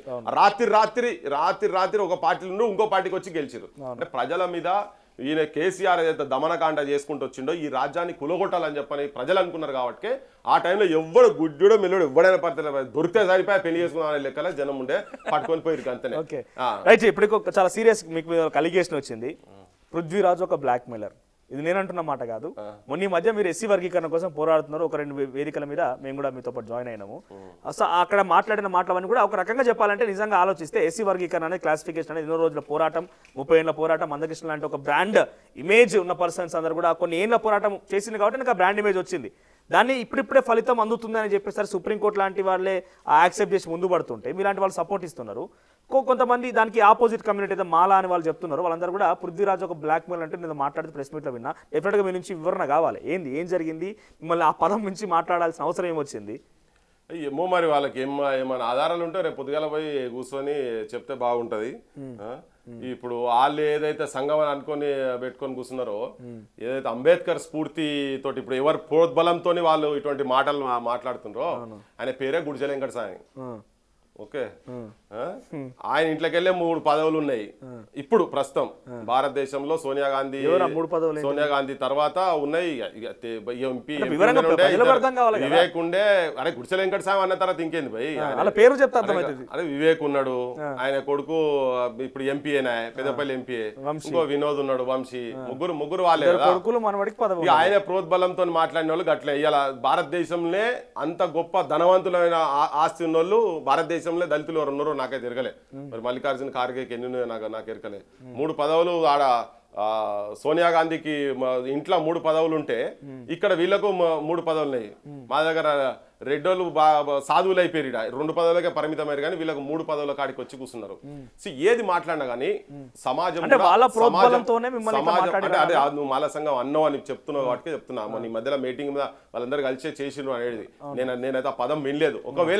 ఒకవేళ ఉండేది ఉంటే వాస్తవం కూడా నిజంగా కూడా ఇప్పుడు నేను అంటున్నా, నేను కేసీఆర్ కుటుంబం మీద మాట్లాడుతున్నా, ఇంకెవరి మీద మాట్లాడినా కానీ ఎస్ అంత బహిరంగంగా ఉన్నది, చర్చలు ఉన్నాయి, అవసరమైతే ఆధారాలు ఇలా వాళ్ళు లోపడిపోతున్నారు. లిక్కర్ రాని అంటే కేసు ఉన్నది కాబట్టి తిహార్ జైల్లోకి పోయి ఉన్నది. డెఫినెట్ గా మీకు అటువంటి ఉండేది ఉంటే ఇప్పుడు ఇన్ని రోజులు బ్లాక్ మెయిల్ కనిపించలే నీకు. ఓవర్ నైట్ నేను ఒక అంశం ఏంది, సుప్రీంకోర్టు ఫుల్ బెంచ్ వర్గీకరణ జరగాలి అని అన్నది. భారత రాష్ట్రపతి కూడా కేఆర్ నారాయణన్ దళితుడు ఉన్నోడు కూడా జరగాలి అన్నారు.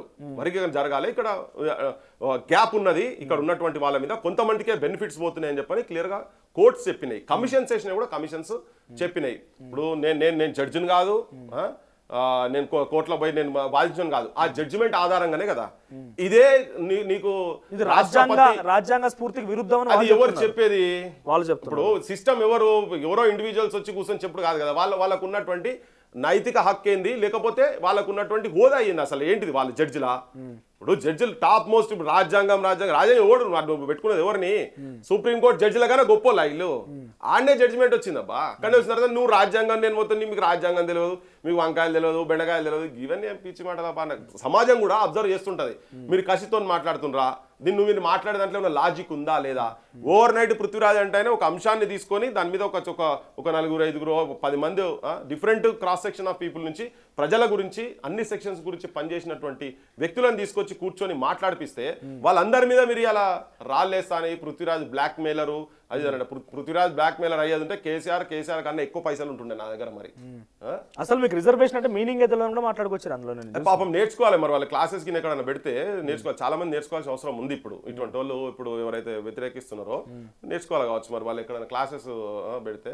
సో ఇవన్నీ ఏంటంటే ఇప్పుడు ఇది ఏమైపోయింది, సోషల్ మీడియా వచ్చిన తర్వాత కూడా ఎవరు ఏది పడుతుంది ఎవరు ఏదంటది మాట్లాడు అసలు విలువ లేని సమాజం లెక్క పేడ్ ఆర్టిస్టులు ఎక్కువైపోయారు.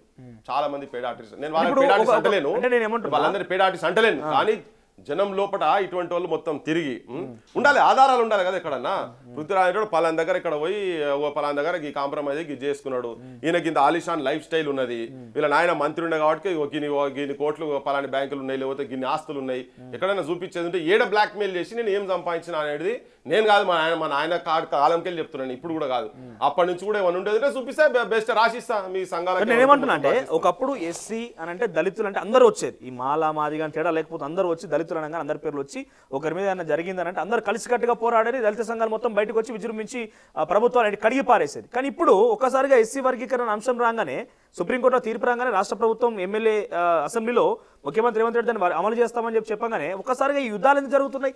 ఒకరేమో నల్గొండల మీటింగ్, ఇంకొకరేమో పర్యటనల మీటింగ్, తొడలు కొడుతున్నారు, జబ్బలు జరుస్తున్నారు, మీ అంత తెలుస్తామంటున్నారు, మిమ్మల్ని సంగతి చూస్తూ, ఇవన్నీ పదాలు ఎందుకు వస్తున్నాయి అంటే మీరు ప్రత్యక్షంగా దాంట్లో ఇన్వాల్వ్ అయిపోయి ఇప్పుడు చర్చలు పెడుతూ సంఘీభావంగా ఉన్నారు కాబట్టి ఎందుకు జరుగుతున్నాయి ఈ వ్యత్యాసాలు ఎందుకు వస్తున్నాయి అనుకోవాలి? ఇప్పుడు వాళ్ళ మాలా సెగ్మెంట్ లో ఉన్నటువంటి కొంతమందికి వర్గీకరణ కనుక అమలు అయితే మాకు అన్యాయం జరుగుతుంది అనేది ఉన్నది. అంటే ఉద్యోగాలు కావచ్చు, వనరులు కావచ్చు, ఈ సంపద షేరింగ్ కావచ్చు, రాజకీయ రిజర్వేషన్స్ కావచ్చు, అన్ని విధాల ఉన్నది. మాదిగా కమ్యూనిటీ వాళ్ళకేముందో ఆల్రెడీ మేము మోసానికి గురవుతున్నాం. బీసీలలో ఎట్లయితే ఏబిసిడి అయితే వర్గీకరణ జరిగిందో సేమ్ ఎస్సీలలో కూడా చేయాలని చెప్పని వీళ్ళు 30 ఏళ్ళ నుంచి డిమాండ్ పెట్టుకొని విభిన్న రూపాల పోరాటాలు జరుగుతున్నాయి. దీని వెనకాల సమాజం మొత్తం కూడా ఉన్నది. ఇలా ఈ రకమైనటువంటి వాదన తీసుకొచ్చి మాట్లాడుతున్న వ్యక్తులకు కూడా ఏంటంటే వాళ్ళకు కూడా విజ్ఞప్తి చేసిందంటే సమాజము మిమ్మల్ని అబ్జర్వ్ చేస్తా ఉన్నది, సమాజము వర్గీకరణ జరగాలి, వాళ్ళకు నాకు అన్యాయం జరిగింది, మోసం జరిగింది అనుకునేది ఒక సెక్షన్ అనుకో, దాంట్లోనే నీ జనాభా దామాషా ప్రకారంగా నీకెంత రావాలో, నీ వాటా ఎంత రావాలో గంతే వాటా రావాలని అడుగుతున్నారు వాళ్ళు.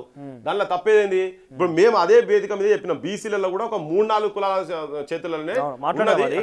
సో నేను ఇక్కడ వాళ్ళు ఒక ఛాలెంజ్ కూడా చేశారు. ఎందుకు వివరణ పదే అడుగుతున్నానంటే మీలాంటి వాళ్ళు ఏదో సంఘీభావం తెలుపుతూ ఎస్సీ వర్గీకరణ గురించి మాట్లాడుతుంటే ఇది ఒక పెద్ద ఒక రాజకీయ చర్చకు దారితీస్తుంది. ఎక్కడ చూసినా కూడా వీళ్ళు చెక్కులు రిలీజ్ చేయడాలు, చెక్కు సంతకం పెట్టడాలు చూస్తుంటే చెక్ ఎందుకు మాట్లాడుతున్నా అంటే ఎస్సీలలో మాదిగలకు కనుక అన్యాయం జరిగింది, మాలలో ఎక్కువగా లబ్ధి పొందిరని కనుక మీరు నిరూపిస్తే ఎంపైరికల్గా న్యూమరికల్గా నిజంగా కనుక ప్రూవ్ చేయగలిగితే 30 లక్షల రూపాయలు మీకు ఇస్తా అని చెప్పి ఒక చెక్ మీద సంతకం పెట్టి వాళ్ళు చెక్ కూడా డిస్ప్లే చేసిర్రు. సో మీరేం చెప్తారు? నిజంగా అన్యాయం జరిగితే మీ దగ్గర మందకృష్ణ లాంటి ఒక బ్రాండ్ ఇమేజ్ పర్సన్ మీతో పాటుగా ఇప్పుడు నడుస్తున్నారు. అట్ ది సేమ్ టైం మీరంతా కూడా ఎస్సీ వర్గీకరణ కోసం చాలా తీవ్రంగా కృషి చేస్తున్నారు. జిల్లాలకు పంపించారు కళాకారుని, ఒక పాటలు రాయిస్తున్నారు, 1,00,000 డప్పుల మూత అంటున్నారు. సో ఇవన్నీ జరుగుతుంది కాబట్టి వాళ్ళ ఛాలెంజ్కి మీరు యాక్సెప్ట్ చేసే అవకాశం ఉన్నదంటారా? ఏం ఛాలెంజ్ బావని కమిషన్లు కోర్టులో చెప్పిన తర్వాత ఇవన్నీ ఏం ఛాలెంజ్ అన్ని పిచ్చి బయట ఏదో స్టేట్మెంట్లు ఇచ్చి చెక్కులు పెట్టి పైసలు ఎక్కువ ఉన్నట్టునే వాళ్ళ దగ్గర పైసలు ఎక్కువ ఉంటే అది పెట్టిర్రు. ఉన్నోళ్ళు ఉన్నట్టున్నారు బాగా ఉన్నోళ్ళు అంతా, లేకపోతే ఎవరైనా స్పాన్సర్ చేస్తురేమో. ఈ 2 రోజులే మేము తలా రూపాయి 30 లక్షల మంది జనాభా ఉన్నాము, తలా రూపాయి వేసుకొని వేసినామని ఎవరి దగ్గర రూపాయి వసూలు చేస్తారో నాకు ఎరకలే. కానీ ఎవరో చెక్కులు ఇచ్చి ఇంత పెద్దగా సినిమాలలో ఉంటుంది మ్యాన్ ఆఫ్ ది మ్యాచ్లకు ఇచ్చినట్టుగా పెట్టేసి షోకేస్ చేసి పెట్టి ఏంటంటే నేను వాళ్ళకి విజ్ఞప్తి చేసేదంటే దానికి ప్రభుత్వాలు డిఫరెంట్ ప్రభుత్వాలు నేను ఒకటి అడుగుతున్నా, ఏ రాజకీయ పార్టీ ప్రతి ఒక్క రాజకీయ పార్టీ వర్గీకరణ జరగాలి. మాదిగలకు ఉపకులాలకు ఒక మాదిగ కూడా కాదు, ఉపకులాలు కూడా ప్రతి ఒక్కరు కమిషన్ దగ్గరికి అందరు పోయి మాకు ఇది జరగాల్సిందే, మాకు ఇది కావాల్సిందని చెప్పారు. మాదిగ ఉపకులాలు మాల ఉపకులాలు కూడా 2 వర్గాలు కూడా పోయి ఉన్నాయి. కొంతమంది ఏమంటారు మాకు రావాల్సిన వీళ్ళు కూడా తింటారు వాళ్ళు కూడా తింటారు అనే దాని లైన్లలో కూడా పోయి మాట్లాడుతున్నారు. కటిక పేదరికం నుండి ఇంకా భిక్షాటన చేస్తున్నటువంటి కులాలు కూడా ఉన్నాయి. వాళ్ళంటారు మా వాటా మాకు రావాలి కదా, కానీ వీళ్ళే తీసుకుంటారు కదా అని చెప్పని. అది కావాలని చెప్పి ఆ వర్గీకరణ దీంట్లో ఏబిసిడి దీంట్లో ఉన్నది. మాకు కూడా అదంతా కావాలి, మాకు కూడా సామాజికంగా ఆర్థికంగా ఈ సంపదలో మాకు కూడా షేర్ కావాలని చెప్పని వీళ్ళు కూడా అడుగుతున్నారు కదా. వీళ్ళందరూ వచ్చి అడుగుతుంటే వాళ్ళందరూ అన్యాయం మాట్లాడుతున్నట్ట, వాళ్ళందరూ మోసాలు మాట్లాడుతున్నట్ట, కోర్టులు చెప్పేది కూడా మొత్తం అబద్ధాలేనా? వన్ మ్యాన్ కమిటీ ఎందుకేసింది? వాళ్ళు రాష్ట్ర ప్రభుత్వం అన్ని అంగీకరించి సుప్రీంకోర్టు ఇచ్చిన నిబంధనలు వెంటనే అమలు చేస్తామన్నటువంటి రాష్ట్ర ప్రభుత్వం వన్ మ్యాన్ కమిటీ ఎందుకు వేసినట్టు? అవసరమైతే ఆర్డినెన్స్ ఇమ్మీడియట్ గా తీసుకొచ్చి అప్పుడు రిక్రూట్మెంట్ జరుగుతూ ఉండే కదా, దాంట్లో కూడా వర్గీకరణ చేసి పెట్టింది కదా కాంగ్రెస్. ఇలా జరుగుతున్నది పబ్లిక్ అఫైర్స్ కమిటీ కాంగ్రెస్ వాళ్ళది, కేసీ వేణుగోపాల్ వస్తున్నట్టున్నాడు. ఇలా వాళ్ళ కమిటీ ఎంతో ఉన్నది, ఎంతో 25 మందితో ఎంతో ఉంది. ఆ కేసీ వేణుగోపాల్ తోటి ఇవన్నీ చెప్పించిన వాళ్ళు కేసీ వేణుగోపాల్ తో ప్రకటన చేశారు. రాష్ట్రాలు ఇది రాగానే ముఖ్యమంత్రి ఇక్కడ అసెంబ్లీలో చెప్పంగానే ఆడికెళ్ళి మొటకాయలు వేసిర్రు పైన వేసి, నీ చేతులు ఏం లేదురా భయ్ మేము చెప్తున్నాం విను అని చెప్పేసి ఈ రేవంత్ రెడ్డి కూడా చెప్పిర్రు. ప్రెస్ మీట్ లో రేవంత్ రెడ్డి పేరు తీసుకొని ఇక్కడ ఏదైనా మేము ఏం చెప్తే ఏం మేనేజ్ చేసిరో ఏందో తెలియదు. అంటే మేము నేషనల్ పాలసీ నేషనల్ డిసిజన్ తీసుకునేంత వరకు ఎవరు కూడా దీని మీద ఎవరు ఇంప్లిమెంటేషన్ ప్రొసీజర్ లో పోవద్దని మళ్ళీ దాన్ని తాసారం చేసేందుకు ఇంకో కమిషన్ వేసి అన్ని రాజకీయ పార్టీలు ఏ రాజకీయ పార్టీ కూడా ఏబిసిడి వర్గీకరణ చెయ్యమని మేనిఫెస్టోలో ఎవరు ప్రతి ఒక్కరు పెట్టింది కదా. పెడితే అది న్యాయమైన డిమాండ్ అన్నట్టుగానే కదా. ఇలా వీళ్ళు ఎంపీలు అయినటువంటి రాజకీయ పార్టీలు కూడా పెట్టింది కదా. బీజేపీ పెట్టింది, కాంగ్రెస్ పెట్టింది, బీఆర్ఎస్ పెట్టి ప్రతి రాజకీయ కాంగ్రెస్ పార్టీ దళిత్ డిక్లరేషన్ లో నెంబర్ 1 పాయింట్ వర్గీకరణ అని నెంబర్ 1 పాయింట్ అది రాహుల్ గాంధీ చెప్పిండు, మల్లికార్జున్ ఖార్గే చెప్పిండు, ఇంటర్నల్ మీటింగ్స్ లో చెప్పిండ్రు, ఓపెన్ బహిరంగ క్షేత్రాలలో కూడా సభలలో కూడా చెప్పిండ్రు. ఇక్కడ ఏం జరుగుతుంది మళ్ళీ చర్చ? కాంగ్రెస్ పార్టీ చెప్తే చెప్పొచ్చు, అధికారులు కాంగ్రెస్ పార్టీ ఉంది కాబట్టి కాంగ్రెస్ పార్టీ స్ట్రెస్ చేసి మాట్లాడుతున్నాం. కానీ ఇక్కడ ఎవరైతే ప్రెస్ మీట్ పెట్టిన వాళ్ళు కానీ చూసి జనానికి కూడా మందకృష్ణ మాదిగ లాంటి ఒక వ్యక్తి ఆ రోజు బేగంపేటలో పెద్ద సభ పెట్టి మోడీ లాంటి వ్యక్తిని ఆహ్వానించి వాళ్ళు ఆలింగనం చేసుకోవడం అన్ని చూస్తుంటే ఆయన బీజేపీకి అటాచ్ అయిపోయినేమో, బీజేపీకి లబ్ధి చేకూర్చే విధంగానే అన్ని జరుగుతున్నాయి. ఇప్పుడు ఈ ఎస్సీ వర్గీకరణ విషయంలో ఇటు కొంతమంది మాలలు వ్యతిరేకిస్తున్నా, కాంగ్రెస్ పార్టీ లాంటి వన్ మెన్ కమిటీ చేసినా అన్ని జరుగుతున్నా కూడా వన్ సైడ్ గా వీళ్ళంతా బీజేపీకి లబ్ధి చేకూర్చే విధంగానే ప్రయత్నాలు చేస్తున్నారు ఒక చర్చ. వీరంతా కలిసి బీజేపీకే సపోర్ట్ చేస్తున్నారు, బీజేపీ అధికారం తీసుకోవడం కోసమే ఇన్ని ప్రయత్నాలు చేసి ఎస్సీ వర్గీకరణ ఒక అంశాన్ని చేజిక్కించుకుంటున్నారు అనేది ఒక క్వశ్చన్.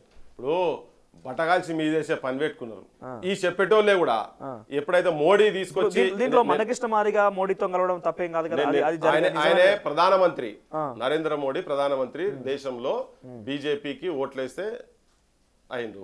ఆ ప్రధానమంత్రి సపోర్ట్ కావాలి. అంతకుముందు మన్మోహన్ సింగ్ దగ్గర కూడా పోయిండు, ఎవరు సోనియా గాంధీ దగ్గర కూడా పోయిండు, మన రాహుల్ గాంధీ దగ్గర కూడా పోయిండు, సీతారాం యేచూరి దగ్గరకు పోయిండు, కమ్యూనిస్టు పార్టీలో తిరిగిండ్రు, అన్ని రాజకీయ పార్టీలకు సంబంధించిన నాయకుల దగ్గర అందరి దగ్గర పోయిండు. అధికారం ఎవరు చేతుంటే వాళ్ళతో ఉన్నాడు. కాంగ్రెస్ గతంలో సపోర్ట్ చేయలేదు అతను, కాంగ్రెస్ కు సపోర్ట్ చేసిండు, బీఆర్ఎస్ సపోర్ట్ చేసిండు, అన్నిటికీ సపోర్ట్ చేసి ఎందుకు ఇప్పుడు మేము కూడా ఆలోచించేది, మా బట్టలు అందరం కూడా మేము ఆలోచించేది ఏంటంటే ఇక్కడ మందకృష్ణ అని కాదు, ఎవరని కాదు, ఇక్కడ ఆ అంశం అనేది అన్యాయం జరుగుతున్న జాతి మొత్తం బయటికి వచ్చి కొట్లాడుతున్నారు. వాళ్ళకు ఒక ఆకాంక్ష, మా నోటికాడి కూడును గుంజుకుంటున్నారు అని. మా జనాభాకి ఇంతున్నది మాకు ఏమంటున్నారు, అది న్యాయబద్ధమైన డిమాండ్. మరి ప్రధానమంత్రి దగ్గర పోకపోతే ఎగరవుతారు. రాజకీయ ప్రోద్బలం లేదంటారా బీజేపీ వెనక మిమ్మల్ని? ఇప్పుడు సంవత్సరం కింద నేను ఒక చిన్న విషయం, కరెక్ట్ 1 year కింద, ఏది ఇప్పుడు మోడీ వచ్చిన 1 year కింద సేమ్ అదే పరేడ్ గ్రౌండ్స్ లో మోడీ మాట్లాడుతున్నప్పుడు ఎంఆర్పిఎస్ వాళ్ళు ధర్నా చేసి స్లోగన్స్ ఇస్తుంటే ముగ్గురిని, మల్లేష్ అనే ఒక అతని తలకాయ రిప్స్ ఇరిగినాయి, అతనికి రిప్స్ ఇరిగినాయి. కిషోర్ అనే ఒక అతనికి తలకాయ పలిగింది. ఒక minority lady, I think Riyaz పేరున్నది, ఆర్తో వస్తుంది, ఆ అమ్మాయి తలకాయ పలిగింది. మరి 1 year before Narendra Modi prime minister ఉన్నప్పుడే వీళ్ళు పోయి ఆయన సభలో పోయి వీళ్ళు ప్రొటెస్ట్ చేసిండు కదా. ఈ ఇష్యూ ఏందని చెప్పి అప్పటికప్పుడు వాళ్ళు కూర్చొని అసలు పిలిపించుకొని కూర్చొని ఏందని చెప్పి చలో మేము ఇది చేస్తామని చెప్పి పిలిపించుకున్నారు. మరి ఎవరున్నా కానీ కండువా మాత్రం మారతలేదు కదా, జీప్ కండువా పెట్టుకొని తిరిగిందా. నువ్వు చేస్తా అంటే నీ దగ్గరకు వచ్చి అన్నం పెడతా అంటే మనోజ్ అన్నం పెడతా అంటే నీ దగ్గర వచ్చిండు భయ్, నేను అన్నం పెడతా అంటే నువ్వు పెట్టా పో అంటే చల్ నేను పెడతలేడు అని చెప్పి పెట్టేటోడు ఇంకోడు ఉన్నట్టు వాళ్ళ దగ్గర పోయినరు. నా తప్పేందనే అనే కాజ్. ఇప్పుడు ఆర్ఎస్యు నుంచి ఆర్ఎస్ఎస్ వరకు బొంత పురుగునైనా కానీ ముద్దాడుతా తెలంగాణ తీసుకొచ్చుకుంటా అన్నోనికి మాత్రం ఏముండదు. ఉట్టే కూర్చొని పైన పైరేవులు చేసుకుంటూ రాజకీయాలు చేసిన మీద ఎవడు బద్నాం చేయడు. మందకృష్ణ ఎవడైనా కానీ నా జనాలకు వర్గీకరణ కావాలి ఇప్పటికి చెప్తున్నాడు ఆయన. ఏమంటున్నాడు, నా కండువా కూడా మారదు. మారినాడు అనుభవి, మారినాడు అందం. నేను నా లైఫ్ లో ఎప్పుడు క్వశ్చన్ చేస్తారా మారిన రోజు? ఇట్లా క్వశ్చన్ చేస్తారా? 200% చేస్తాం, 200% చేస్తాం, బరాబర్ చేస్తాం. మా నైజమే అది. కానీ వాళ్ళకు ఆ కులాలకు మాత్రం జరగాలనా లేదా? ఇలా ఆయన అందరి దగ్గర పోతున్నాడు, అన్ని రాజకీయ పార్టీల దగ్గర పోతున్నాడు. ఇప్పుడు ఈ మాలలు వ్యతిరేకించడం గల కారణం ఎవరి ప్రోద్బలం ఉందనుకుంటున్నారు మీరు క్లియర్ గా? కొంతమంది ఎవరో స్వార్థపరులు ఉన్నారబ్బా వెనక బాగా పైసలు ఉన్నోళ్ళు నేను ఇంతకుముందు కూడా చెప్పిన తెలంగాణ ఎట్లయితే లాస్ట్ మినిట్ లో పార్లమెంట్ లో అడ్డుకుంటేందుకు పెప్పర్ స్ప్రే బ్యాచ్ అని ఒకటి ఉన్నది చూసినావా ఇక నేను వాడుతున్నా కాన్షియస్ గా వాడుతున్నాను ఇది మొన్న కూడా చెప్పిన మళ్ళీ చెప్పదలుచుకున్నా ఈ పెప్పర్ స్ప్రే బ్యాచ్ బాగా పైసలు ఉన్న వాళ్ళు ఎవరైతే ఉన్నారో వాళ్ళు చెప్తున్నారు అంబేద్కరే లాస్ట్ ఆగ్రా ఉపన్యాసంలో చెప్తాడు నేను నా సమాజానికి నా జీవితం మొత్తం ధారపోసి రిజర్వేషన్స్ కల్పించి జనానికి అన్ని రకాల రిజర్వేషన్స్ కల్పించి రాజకీయ రిజర్వేషన్స్ కూడా కల్పించిన కానీ ఇలా కొంతమంది వీళ్ళు వచ్చిన వాళ్ళ దాంట్లో మెజారిటీ ఏం చేస్తున్నారు వాళ్ళ కుటుంబాల పొట్టలు నింపుకుంటందుకు వాళ్ళ దగ్గర చుట్టపోల పొట్టలు నింపుకుంటందుకు మటుకే పరిమితమైన పేదోళ్ళ సైడ్ చూస్తలేరు అని చెప్పని అంబేద్కర్ బాధపడకుండా చెప్పిండు ఇదే కనుక నేను క్షేత్రస్థాయిలో గ్రామాలల్లో నా గుడిసెలో ఉన్నోళ్ళ దగ్గర ఇల్లు లేని వాళ్ళ దగ్గర నేను పనిచేసేది ఉంటే నా జీవితం సార్థకం అయ్యేదేమో అని బాధపడకుండా చెప్తాడు ఇలా ఆయన బాధకు గల కారణాలల్లో నేను చెప్తున్నా కదా ఇగో ఈ కుటుంబం ఒకటి ఉంటది వీళ్ళ కుటుంబం వాళ్ళే కదా మొత్తం పదవులన్నీ వాళ్ళకే పైసలు మొత్తం వాళ్ళకే వాళ్ళ concentration of wealth in one particular community అదే కమ్యూనిటీకి ముగ్గురికి ఇచ్చే బదులు మాల ఉపకులాలకు నువ్వు అధికారం పంచవచ్చు కదా నువ్వు ఎందుకు పంచాలి అంటే ఎందుకంటే ఆయన దాడి చేపిస్తుండు కదా మా బోటల మీద దాడులు చేపిస్తుండు కదా బ్లాక్ మెయిలర్లు ఇటువంటి పదాలు వాడిపిస్తుండు కదా ఇలా చెప్తున్నాం మేము బరాబర్ చెప్తున్నాము నీ అసొంటోళ్ళ ప్రోద్బలంతో వీళ్ళు ఇట్లా మాట్లాడుతున్నారు బరాబర్ మాట్లాడుతున్నారు అయితే మీకు ఒకటి గుర్తు పెట్టుకోవాలి మీరు ఏంటంటే సమాజం మొత్తం అటు సైడ్ ఉంది అందుకే మొత్తం మొన్న వచ్చి జడ్జు ప్రొఫెసర్స్ క్షేత్రస్థాయి నుంచి పనిచేసినట్టు ఎవరు వదులుతలేరు మీరు ఆదివాసులు ఇక్కడ కాదు ఛత్తీస్గఢ్ ఎక్కడెక్కడో జార్ఖండ్ ఎక్కడెక్కడికో పోయి మా జయతిరి తిరుమలరావు సార్ గ్రామీణ ప్రాంతం ఇప్పుడు ఎస్సీలో ఉన్నటువంటి రెండు కమ్యూనిటీలు మేజర్ కమ్యూనిటీలు ఇంకా చాలా ఉపకులాలు ఉన్నాయి మాల కమ్యూనిటీ మాది కమ్యూనిటీ మధ్య ఎస్సీ వర్గీకరణ చేస్తామని ఇంత పెద్ద ఉద్యమం జరుగుతున్నది రేపు నిజంగానే బీసీ డెడికేటెడ్ కమిటీని కూడా ఒక రిపోర్ట్ వచ్చినట్టు కనబడుతుంది 56% అని ఎక్కడొక్కడ పేపర్లో చూసిన నేను ఇంకా ఫైనల్ రిపోర్ట్ అధికారికంగా రాలేదు ఇప్పుడు ఈ బీసీ రిజర్వేషన్ పెరిగినాక సరే వాళ్ళు ఇచ్చిన ప్రకారం 42% అనుకుందాం ఈ 42% రిజర్వేషన్ పెంచినాక బీసీలో 130 కులాలు ఉన్నాయి కదా మీరు అందరికి ఇట్లనే ఒక్కరికే లాభం జరుగుతుంది యాదవులే తింటున్నారు లేకుంటే ముదిరాజులే తింటున్నారని లేకపోతే గౌడ్సే తింటున్నారని ఇంకెవరు గొడవ జరిగితే పెద్ద ఉద్యమం జరుగుతుంది కదా సామాజిక వర్గాల వారిగా కొట్లాట జరుగుతుంది కదా మరి ఒకటి ఇన్నబ్బా మనం ఇప్పుడు 70 కులాలకు పైన బీసీలలో కూడా కనీసం వార్డు మెంబర్ కాని కులాలు ఉన్నాయి కదా అవును బరాబర్ వాళ్ళకు కూడా రావాలి ఇయ్యాలే పెట్టి తీసి ఎవరి వాళ్ళ వాటా వాళ్ళకి బాధ్యత ఎవరు తీసుకోవాలి ప్రభుత్వాలు తీసుకోవాలి ఎవరు తీసుకుంటారు ప్రభుత్వాలే కదా చేయాల్సింది ఎవరు చేస్తారు ఓట్లు వేసుకున్న గద్దెల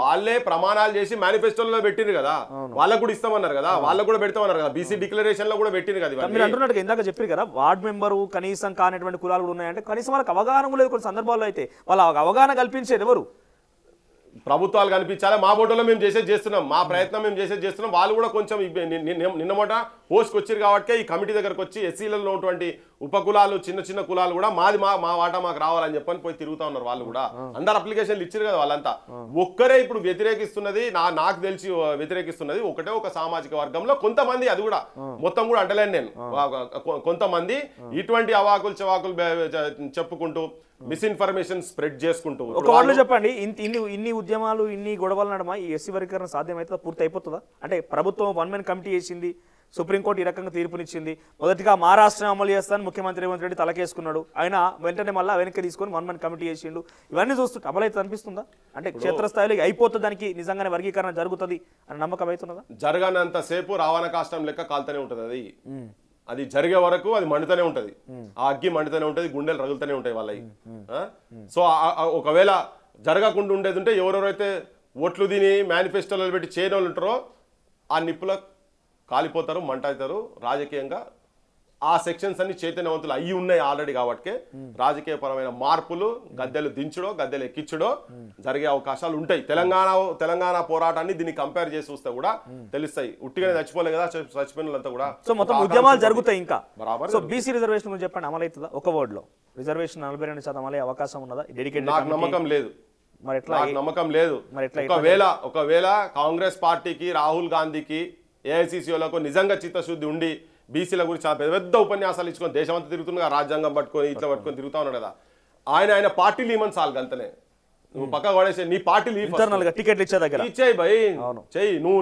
నీ పార్టీ రిజల్యూషన్స్ బీఆర్ఎస్ కూడా చేయాలి అట్లా బీఆర్ఎస్ కూడా చేయాలి కదా ఇప్పుడు ఆమె తిరుగుతుంది కదా మన lady liquor lady don don తిరుగుతుంది పోయి అలా ఏ దగ్గర కూర్చొని మొత్తం చేసి ఇప్పటిదాకా ఎమ్మెల్యేలు ఇప్పుడు ఎమ్మెల్యేలు ఉన్నారు కదా ఉన్న వాళ్ళని ఫార్వర్డ్ కాస్ట్ ఎవరైతే ఉన్నారో ఇన్ఈక్వాలిటీస్ ఉన్నారో వాళ్ళతో కూడా రిజైన్ చేపించి అవసరమైతే కొత్తగా బీసీలను పెట్టించేసి నిలబెట్టిమని చెప్పాలి ఇప్పుడు ఈమె పోయి ఫైనల్ గా మాట్లాడుకుందాం ముఖ్యమంత్రి మీ మిత్రుడు పాత మిత్రుడు ఇప్పుడు నాకు ఆయన పరిపాలన ఏమనిపిస్తుంది మీకు నేను మిత్రుని గురించి ఎందుకు మాట్లాడతా ముఖ్యమంత్రి గురించి మాట్లాడతాను ముఖ్యమంత్రి గురించి మాట్లాడతాను డెఫినెట్ గా పాలన మీద సాటిస్ఫాక్షన్ లేదు అంటే ఒక స్కోరింగ్ ఇవ్వాలి 100 కంటే ఎంత ఇస్తారు మీరు ఏ స్కోరింగ్ ఏముంటాయి అవన్నీ ఉంటాయి కానీ అంటే 100 మార్కులు ఇవ్వాలనుకుంటే మీరు హై హోప్స్ తోటి ఉండే యాక్చువల్గా వాస్తవం కూడా నేను వచ్చిన తర్వాత చాలా రంగాలలో మార్పులు జరుగుతాయి నేను ముఖ్యమంత్రి స్టేజ్ మీద ఉన్నప్పుడే చెప్పిన నేను నువ్వు చేయాల్సిన అవసరం ఏంటంటే నెత్తి మీదకి వెళ్ళి ఇట్లా బండ తీసినట్టు బరువు పోయింది ఆయన తీసుకపోయి ఇంట్లో కూర్చోబెట్టినాము బుక్కల వరాయాల కాళేశ్వరం ఇవన్నీ మొత్తం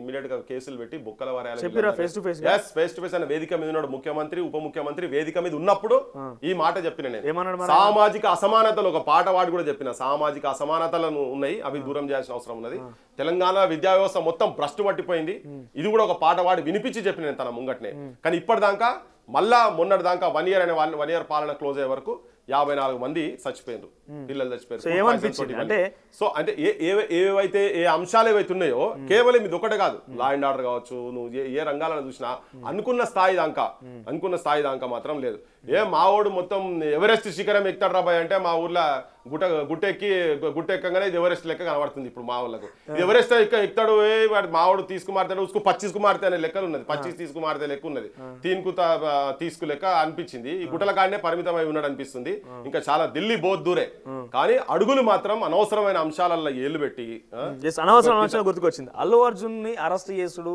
ఈ తొక్కేసలాట ఇవన్నీ చూసినాక మీకు ఏమనిపించింది అల్లు అర్జున్ అరెస్ట్ తప్పు అని చెప్పి బీజేపీ ఖండించింది కేటీఆర్ ఖండించిండు బీఆర్ఎస్ పార్టీ మొత్తం అల్లు అర్జున్ దాదాపుగా వాళ్ళ ఇంటి దాకా పోలే కానీ దాదాపుగా పోయే పని చేసి అల్లు అర్జున్ కి సపోర్ట్ గా నిలిచిన పని చేశారు సో అల్లు అర్జున్ అరెస్ట్ అనేది కరెక్ట్ అంటారా కాదంటారా అల్లు అర్జున్ కు పర్మిషన్ లేదని చెప్పారు పోలీసులు పర్మిషన్ లేకుంటే ఆడికి వచ్చినన్నారు మరి పర్మిషన్ లేకుంటే సిక్కడపల్లి కాడికి వెళ్ళి ఆయన RTC cross roads cinema talkies లోపల పోయే వరకు పోలీసులు ఏం చేస్తున్నారు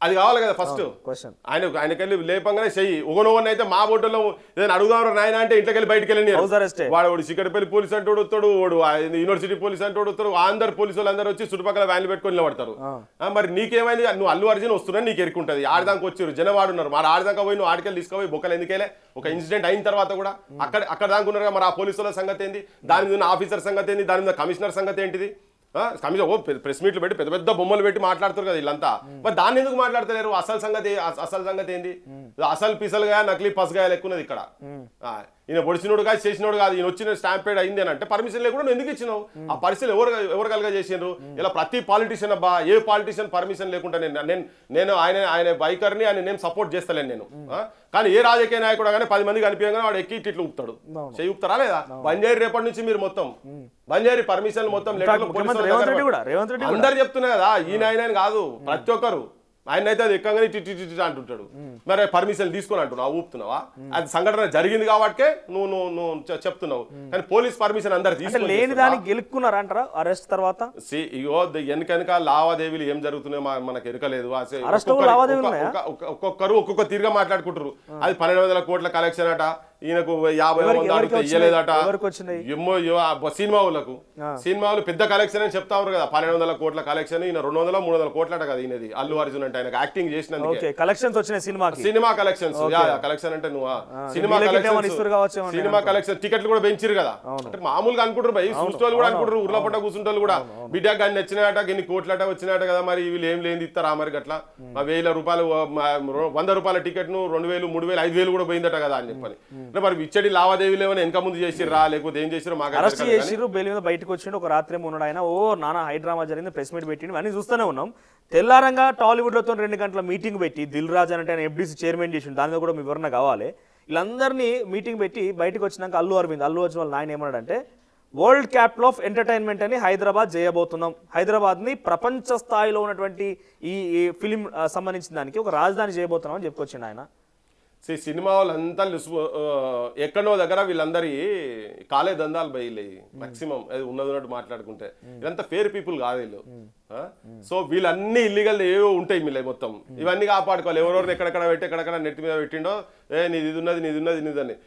ఇప్పుడు సినిమా ఇండస్ట్రీ గురించి ఇచ్చిన అపార్ట్మెంట్ కట్టుకుని కిరాయికి ఇచ్చుకుంటారు కొడుకులు. ఇక ఏం చెప్తాం మరి 14 అన్ని స్టూడియో ఇది అదే అని కాదు, సినిమా డెవలప్మెంట్ గురించి కదా. ఎక్కడ నువ్వు మద్రాసులో ఉన్నవరా భయ్, మీరు రాండ్రి ఇక్కడికి వచ్చి సినిమా ఇండస్ట్రీ పెరుగుతాయి, ఇక్కడ కెమెరామెన్లు పెరుగుతారు, మాట్లాడేవాళ్ళు పెరుగుతారు, చిన్న చిన్న టెక్నీషియన్స్ కు నౌకర్లు దొరుకుతాయి. ఈ ప్రాంతంలో మీరు వచ్చి పెట్టండి, వాళ్ళ గురించి భూములు ఇచ్చింది వాళ్ళకంతా ఈ జూబ్లీస్ ఈ ప్రాంతంలో అవుతాం. వాళ్ళు మొత్తం రియల్ ఎస్టేట్ దందాలు చేసి పైసలు సంపాదించుకునే కాడి దాకా పోయారు. ఈ దందాలలో ఎవరికి ఎక్కడెక్కడ ఏమేమి ఉన్నాయో తెలియదు. 2-3 గంటల మీటింగ్ పెట్టిండు రేవంత్ రెడ్డి. ఇంత క్లియర్ గా ఇంత ఉన్న సమస్య ఎమర్జెన్సీ రాష్ట్ర వ్యాప్తంగా ఏ సమస్య లేనట్టు ఇదే సమస్యగా చూసి ఇంతసేపు మీటింగ్ పెట్టిండు. ఏమనిపించిందా?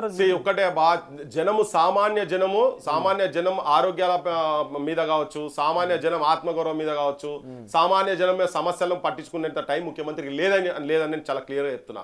ఇప్పుడు ఇంతమంది ప్రజాప్రభుత్వం కదా, ప్రజాపాలన కాదు. లాస్ట్ టైం కూడా గట్లే పైశాచిక పాలన, ఇది కూడా పైశాచిక పాలనే. నువ్వు ఒక దిక్కు శవం ఉంటే ఒక దిక్కు బిర్యానీ తిన్నట్టున్నది. నువ్వు నీ కూడు పంచపక్ష పరమాణాలు తిన్నట్టుగా చేస్తున్నారు వీళ్ళు. నా కూడు ఊర్లలో పోతే బడులలో పోతే పిల్లలు అంటారు పచ్చ అన్నారు, మంచిగా పెడుతురండి. చూస్తుంది ఏందో పసుపు నీళ్ళతో తినేది వాళ్ళకు పరమాణం లెక్క ఉన్నది. ఇవాళ పోయి అందరు పోయి తిరిగి కూర్చుంటారు కదా. ఒక్కటే దగ్గర ఆయన జిల్లాలో ఒకటే బడిలా 3 సార్లు విదిన్ 1 వీక్ 3 సార్లు ఫుడ్ పాయిజన్ అవుతుందా? ఏం చేస్తున్నారు వీళ్ళు? ఏం అడ్మినిస్ట్రేషన్ చేస్తారు? 54 మంది చచ్చిపోయారు కదా. ఎవరింటికి పోయి చూసారబ్బా వీళ్ళు. ఇప్పుడు అంటున్నారు కదా ఆ పిల్ల దగ్గర పోయి చూడలేదని అసెంబ్లీలో మాట్లాడిండు మా ముఖ్యమంత్రి. ఇక కూర్చొని అక్బరుద్దీన్ అడగంగానే ఈయన చెప్పిండు, ఇంత అన్యాయం ఉంటుంది అధ్యక్ష, మొత్తం చచ్చిపోతే కనీసం పోరా, ఇవాళ పోరా, వాళ్ళ ఇంటికి పోరా, సినిమా ఒక్కడు పోరా. అరే మరి మీరందరూ ఏం చేస్తారు? గడి విత్తురా మీ ఎమ్మెల్యేలు మీ మంత్రులు. ఎవరింటికి పోయి 54 మంది చచ్చిపోయింది దాంట్లో ఎందుకు పోయిన? ఎవరన్నా పోయినరా? ఎవరింటికన్నా పోయినరా? ఎందుకు పోలే? లాస్ట్ చెప్తారు కురుకురేలు తింటే రోగాలు వచ్చినాయి, వీళ్ళ కురుకురేలు తింటే ఫుడ్ పాయిజన్ వచ్చిందని మాట్లాడితే గింత అసహ్యంగా, అంటే చాలా బాధతో మాట్లాడుతున్నాయి. ఇటువంటి పాలకులు మనకున్నదని. అమ్మాయిలు ఆత్మహత్యలు ఫుడ్ పాయిజన్ ఫస్ట్ డే నుంచి, ఫస్ట్ డే మా దగ్గర ఇది పిలాయిపల్లి అనుకుంటా, ఇక్కడ పోచంపల్లి మండలంలో నాగరాజ్ అనే పిల్లగాడు చచ్చిపోయిండు. అప్పటి నుంచి ప్రశాంత్ నాగరాజు అయితే పేరు మిస్ అయినా కానీ. సో అక్కడ ఏది భువనగిరి దగ్గర అక్కడి నుంచి మొదలు పెడితే ఇవాళ వరకు 54 మంది చచ్చిపోతే ఒక్కరు నీకు కనబడతలేరా? ఎన్ని రేప్ కేసులు అవుతున్నాయి? వచ్చాడు రికార్డెడ్ కేసెస్, బొచ్చాడు కేసెస్ అయినాయి కదా. అయ్యేది నీ లా అండ్ ఆర్డర్ ఏది? ఏం నువ్వు రోడ్ల మీద తీసుకొచ్చి నేను మాట్లాడితే కొట్టుడేనా? లాస్ట్ గవర్నమెంట్ అట్లే చేసిండ్రు. విద్యార్థులు మీరు ఇచ్చినటువంటి ప్రామిసెస్ నిరుద్యోగం గ్రూప్ 1 3 సార్లు క్వాలిఫై అయిన వాళ్ళని కూడా పోలీస్ స్టేషన్లో రాత్రి 10 గంటల దాకా 11 దాకా పెట్టిన తర్వాత మళ్ళీ మా హాస్పిటల్లో మాట్లాడేది చేస్తే వాళ్ళని రిలీజ్ చేశారు. కానీ ఆ సిచ్యువేషన్స్ వస్తున్నాయంటే నీ పాలన మీద నేను ఏ మార్కులు ఇవ్వాలి? అడ్మినిస్ట్రేషన్ ఎట్లా ఉంది? సేమ్ ఆఫీసర్లు కదా, బీఆర్ బ్యాచ్ నువ్వేనో దొంగలు లంగలు. నేను మాది పక్కకు పెట్టా, అధికారులు పక్కన పెడదాం. ముఖ్యమంత్రి మారిన తర్వాత కొంత వాళ్ళ అధికారుల తీరు మారాలి కదా. మార్చలేదు. ముఖ్యమంత్రి ఏం కంట్రోల్ చేయలేకపోతున్నారు అడ్మినిస్ట్రేషన్. ముఖ్యమంత్రి ఆలోచన మార్చలేదేమో. సేమ్ ఆయనే ముఖ్యమంత్రి ఏం ఆలోచన లేదు, ఈ ముఖ్యమంత్రి కూడా అట్నే ఉండొచ్చు. అందుకే అదే ఆఫీసర్లు పెట్టుకున్నాడు కదా. అవినీతి అన్నాడు కదా. అవినీతిలో ఆయనకు లావాదేవీలు పోతుండొచ్చు, మరి ఈ అవినీతిలో ఈయనకు లావాదేవీలు పోతున్నాయో తెలియదు. ఆయనే అన్నాడు కదా, నేను ఉట్టి ఇట్లా కూర్చుంటే 1 సంవత్సరం కూర్చుంటే ఇన్ని వేల కోట్లు సంపాదించాలి, కడుపు కట్టుకుంటే అన్నాడు కదా. కట్టుకుంటే అందరికి ఒక సంతకం మీద అందరికి రైతు రుణమాఫీ చేయొచ్చు అన్నాడు కదా. మరి ఇప్పుడు కట్టుకుంటే అంటారు, అందుకే ఇబ్బంది అవుతున్నట్టున్నది. అప్పులు తెచ్చి కడతాను కదా. ఇప్పుడు 800-400 కట్ చేసిండు. ఇదంతా చీటింగ్ కదా. చీటింగా కదా. నువ్వు ఎన్ని పైసలు ఇస్తాను? 15,000 ఇస్తాను. అప్పుడు అన్నావు మాకు ఎరికే, మాకు అన్నిటి మీద అవగాహన. ఇప్పుడు అంటావు మొత్తం ఏం లేదు, ఉట్టి కాలి బిందెలేనా, ఏం ఊడిసి సాఫ్ చేసిన ఏం లేదు, దుబ్బాన్లో ఏం లేదు అన్నట్టుగా, ఉట్టిగా పెడితే ఏం లేదు ఇచ్చి అన్నట్టుగా చెప్పిండు కదా. చెప్పిండు. మరి అంతకుముందు ఇవన్నీ తెలిసాడు, మాకు అన్ని ఎరికే, మాకు అంతా తెలుసు అని చెప్పని. మరి వీళ్ళు మేనిఫెస్టోలు తయారు చేసాడు, పెద్ద పెద్దోళ్ళు దేశంలో ఉన్నటువంటి నాయకులు అందరు కూర్చొని కూడా ఇక్కడ కూర్చొని కూడా అన్ని కూర్చొని రాసింది కదా. ఇప్పుడేమో దేంట్లో మేము మేనిఫెస్టోకి సంబంధించినటువంటి ఒక 6 పాయింట్లు మా తరఫుకెళ్ళి మేము చెప్పినాం. ఏది కాలే కావు, వాళ్ళు చేయరు. ఏది కాలే, ఏది కాదు వాళ్ళు చేయరబ్బా. బడులు ఇప్పుడు ఆల్రెడీ అనేది స్టార్ట్ చేసింది కదా. ఇప్పుడు 5,000 బడులు తెలంగాణలో బంద్ అయిన బడులు, మూతపడ్డ బడులు తెరిస్తా అన్నాడు. రాగానే వెంటనే తెరిచి పడేస్తాం. అది పుట్టిది కానీ దాని ఎంతమందికి ఉపయోగపడదు. కట్టినాక కదా, అది మొత్తం అయిపోయినాక దాని పర్ఫార్మెన్స్ ఏందో ఏం సంగతి తెలియదు. ఇప్పుడు ఈయన కట్టిపోయినాయి కూడా 6 నెలలకు కూలినాయి కొన్ని. ఇలా అన్లెంత అవినీతి ఉన్నదో మాకు ఎరకలేదు ఇంకా. సో మొత్తం అంటే నేను అనేది ఏంటంటే ఏదో కొంతమందికో 1,00,000 మందికో 50,000 మందికి సంబంధించినటువంటి అంశం కాదు ఇది. మొత్తం ఎంటైర్ విద్యార్థులకు సంబంధించినటువంటి అంశం కాబట్టి దాని చుట్టూ మాట్లాడాలి మనం ఎప్పుడు మాట్లాడినా. మేము 5,000 బడులు మేము రాగానే ప్రతి ఊర్లో బడి ఉంటది, టీచర్లు ఉంటాయి, అన్ని ఉంటాయని చెప్పినావు. నువ్వు వచ్చిన తర్వాత నువ్వేం చేసినావు? 50,000 ఉద్యోగాలు ఇచ్చినాను కూడా అంటున్నారు. ఇంకా 2,000 బడులు ఈయన వచ్చినాక బంద్ అయినాయి. మళ్ళా ఇంకా 5,000 బడులు బంద్ అయితే రెడీ ఉన్నదని నేను చెప్పుడు కాదు. చైర్మన్ శాసన మండలి చైర్మన్ ఉన్నాడు కదా, ఆ పెద్ద మనిషి మొన్న ఎక్కడో చెప్పిండు, గుత్తా సుఖేందర్ రెడ్డి అంటే చెప్పిండు ఇంకా 5,000 బడులు ఇంకా బంద్ అయితే రెడీ ఉన్నాయని చెప్పిండు. అది పెద్ద 50,000 ఉద్యోగాల సంగతి. 50,000 ఉద్యోగాలు వచ్చినా కానీ ఏడాది పాలనలో 50,000 ఉద్యోగాలు ఇచ్చినామని పెద్ద పెద్ద పోస్టర్లు గతంలో కేసీఆర్ చూస్తేనే కేసీఆర్కి సొంతగా ఆయన డప్పు కొట్టుకోవడం కోసం పెడుతున్నానంటే ఆయనకు మించి కొడుతూ ఇంకా డప్పు అనిపిస్తుంది బయట. అదే చూస్తందుకు వాంతికి వచ్చినట్టు ఉన్నది అని చెప్పని ముచ్చట చెప్పారు. మరి ఇప్పుడు ఏమవుతుందో పైత్యానికి వస్తుంది మా సొంటలకు మొత్తం అదే అడ్వర్టైజ్మెంట్లు అవే ఇవన్నీ. 50,000 ఉద్యోగాలు అన్నాడు కదా ఆయన. చెప్పింది ఏంది? ప్రామిస్ ఏం చేసిండు? 2 లక్షల ఉద్యోగాలు అని చెప్పిండు. మేనిఫెస్టోలో పెట్టారు కదా, మేనిఫెస్టో పెట్టారు కదా. సిగ్గని ఉండాలి అమ్మా మంత్రులకు ఒక్కొక్కరికి. శ్రీధర్బాబు అంటే ఆయన చెప్తాడు మొన్న, మేము ఎందుకన్నాం ఆ TV9 అనుకుంటా, మేము అట్లా ఎందుకన్నా మేము అనలే కదా, మొత్తం కలిపి 2 లక్షలు అనే ముచ్చట చెప్తున్నాను. ఏందా మీరు ఏంది మంత్రుల అబద్ధాల కోరులు, జూటా మొత్తం వచ్చి అడుగుతున్నారు. నీతో కాకపోతే కాలేదని చెప్పు. 50,000 గత ప్రభుత్వం ఇచ్చిన దానిలోకి కొన్ని యాడ్ చేసినావు కదా, నువ్వు ఏం చేసినావు? పాడయి చేసినావు. ఆ ప్రభుత్వం ఇచ్చింది సరే ఓకే, నీ ఖాతాలనే వేసుకున్నావు 50,000 ఉద్యోగాలు, నీ ఖాతాలనే వేసుకున్నావు ఓకే. కానీ నువ్వు ప్రామిస్ చేసింది ఏంది? చీట్ చేసినావు కదా. నువ్వు రైతులకు 15,000 ఇస్తా అన్నావు, ఇప్పుడు ఏమంటారు 12,000 అంటున్నావు. చీటింగ్ కాదా ఇది?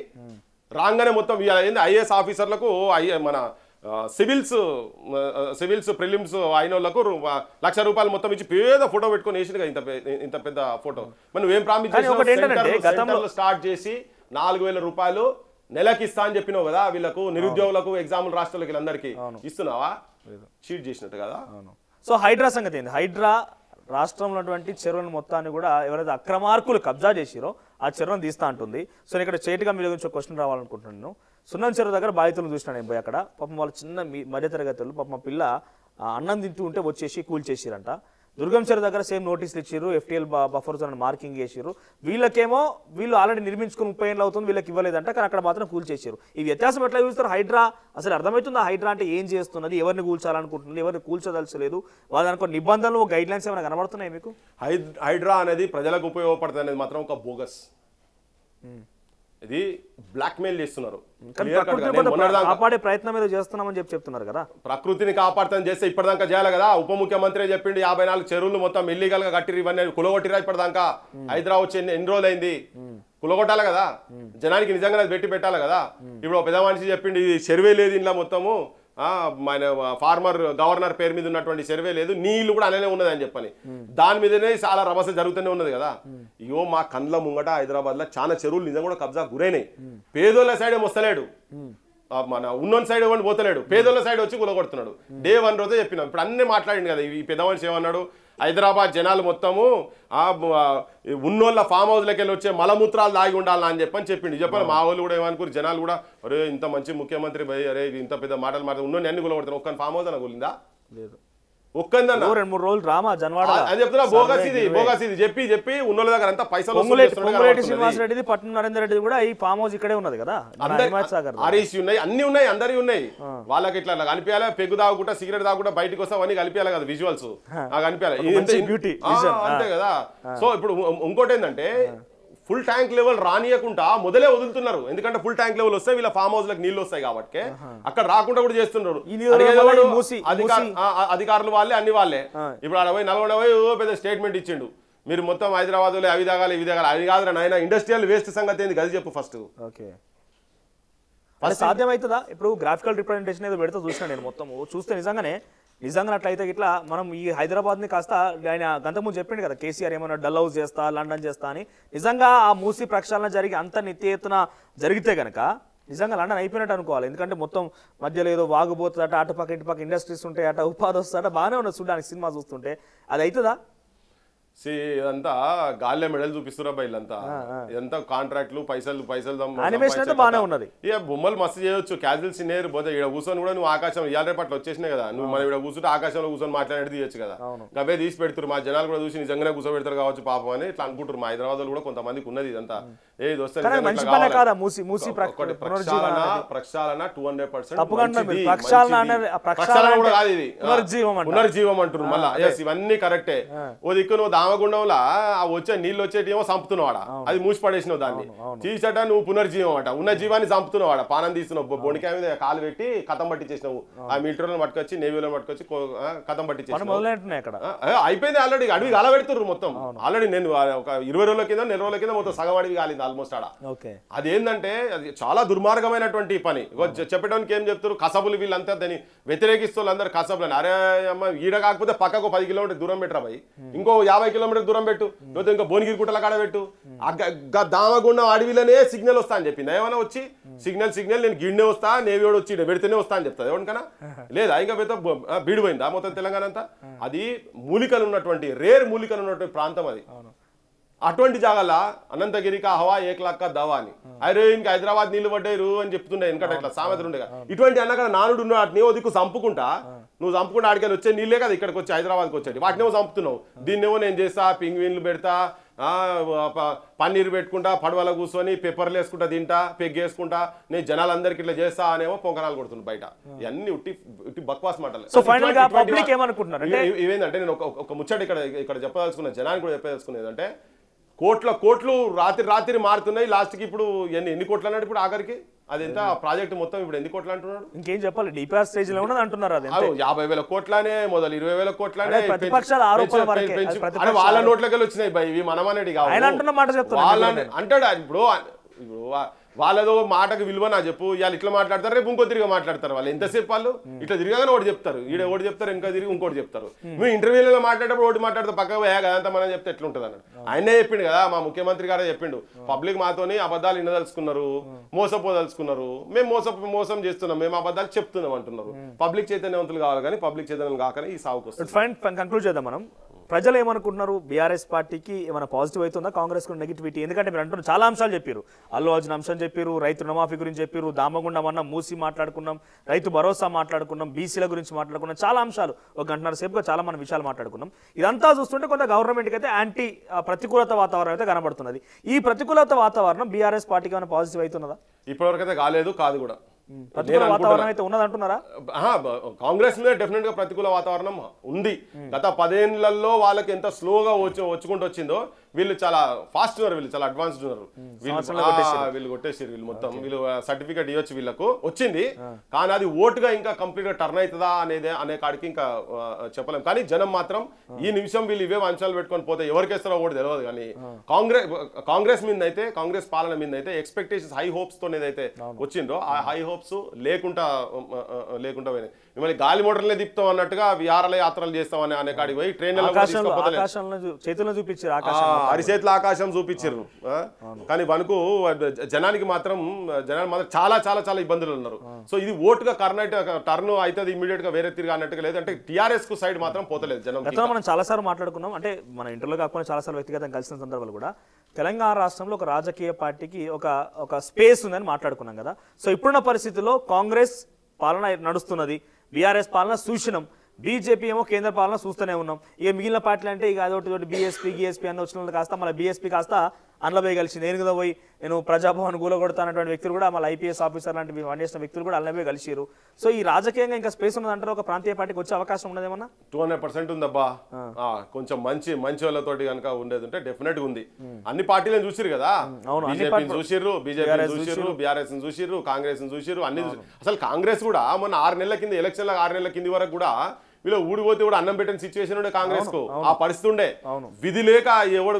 దిక్కు లేక ఎవడో రాబాయి చెలు అన్నట్టుగా పొలిటికల్ పార్టీకి 100% ఉంది తెలంగాణలో 100%. మిమ్మల్ని అడుగుతున్నా అంటే మీరు ఎస్సీ ఉద్యమాల్లో ఉన్నారు బీసీ ఉద్యమాల్లో ఉన్నారు నిరుద్యోగ ఉద్యమాల్లో ఉన్నారు సామాజిక ఉద్యమాలు ఉన్నారు కాబట్టి మీకు అన్ని రకాల అక్కడ అవగాహన ఉన్నది కాబట్టి ఒక రాజకీయ పార్టీ స్కోప్ ఉందా వచ్చే అవకాశం ఉందని అడుగుతున్నాను నేను వచ్చే అవకాశం పక్కా necessity is the mother of invention లెక్క నెసెసిటీ ఉంది ఆ నెసెసిటీ ఉన్నది కాబట్టి బీఆర్ఎస్ వచ్చింది దేశంలో సామాజిక కోణంలో ఒక నెసెసిటీ ఉన్నది కాబట్టి బహుజన్ సమాజ్ పార్టీ వచ్చింది, సమాజ్వాదీ పార్టీలు వచ్చినాయి, జనతాదళ్ కావచ్చు, ఇటువంటి పార్టీలు అంటే ఈసారి వచ్చేది రాజకీయ పార్టీ అవుతుంది. రాజకీయమే నేను చెప్పేది. ఇప్పుడు ఇక్కడ కూడా చెప్పేది అంటే ఈ ఉద్యమాలతో వచ్చిన పార్టీలన్నీ కూడా ఒక ఐడియాలజీతో వస్తాయి. రాజకీయ పార్టీ అనేది బీఆర్ఎస్ పార్టీ ఎట్లా మారింది, ఐడియాలజీతో వచ్చిన పార్టీ రాజకీయ పార్టీగా మారింది. ఇప్పుడు వచ్చే పార్టీ రాజకీయ పార్టీ, ఇక్కడ చిన్నగా నేను I don't agree with you. నువ్వు అది ఉద్యమ పార్టీ కాదు, చాలా మంది ఉద్యమ పార్టీ ఆయన ఎవరు వై జనం మేము చెప్తాం, మేము కూడా ఉన్నాం కదా. మేము ఎందుకు వచ్చినాం స్టార్టింగ్ లా 2001 లా, నేను అందులో ఉన్నా, బయటికి ఎందుకు వచ్చినా. ఈ ఉద్యమం కాదు, ఫక్త్ రాజకీయం చేస్తున్నాడు, డే 1 నుంచే రాజకీయం చేస్తున్నాడు. ఆంధ్రప్రదేశ్ ముఖ్యమంత్రి కావాలనే షోక్ ఉంది అనేది అర్థం చేసుకుని బయటకు వచ్చినాం. కేసీఆర్ చేసింది రాజకీయాలు, పదవుల చుట్టూ, పైసల చుట్టూ తండ్లాటనే చేసిండు ఆయన తప్ప తెలంగాణ గురించి సమాజం ఏదైతే కోరుకున్న ఎట్లయితే అనుకున్నారో ఆ స్థాయిలో ఏ ఉద్యమాలు కూడా ఆయన చేయలేదు. ఉద్యమాలు జనం చేస్తే దాన్ని వాడుకున్నాడు, ఇది మాత్రం ఫ్యాక్ట్. Thank you. చాలా సుదీర్ఘమైనటువంటి ఇంటర్వ్యూ, ప్రభుత్వాలకు సంబంధించి ప్రతిపక్షాల గురించి మాట్లాడుకున్నాం. ఇది ఈరోజు పృథ్వీరాజ్ గారితో స్పెషల్ ఇంటర్వ్యూ. చూస్తున్నాను తొలి వెలుగు. Thank you. ప్రపంచంలో ఏ మూల ఏ క్షణం ఏం జరుగుతుందో వేగంగా తెలుసుకోవడానికి తొలి వెలుగు వాట్సాప్ ఛానల్ని ఫాలో చేయండి.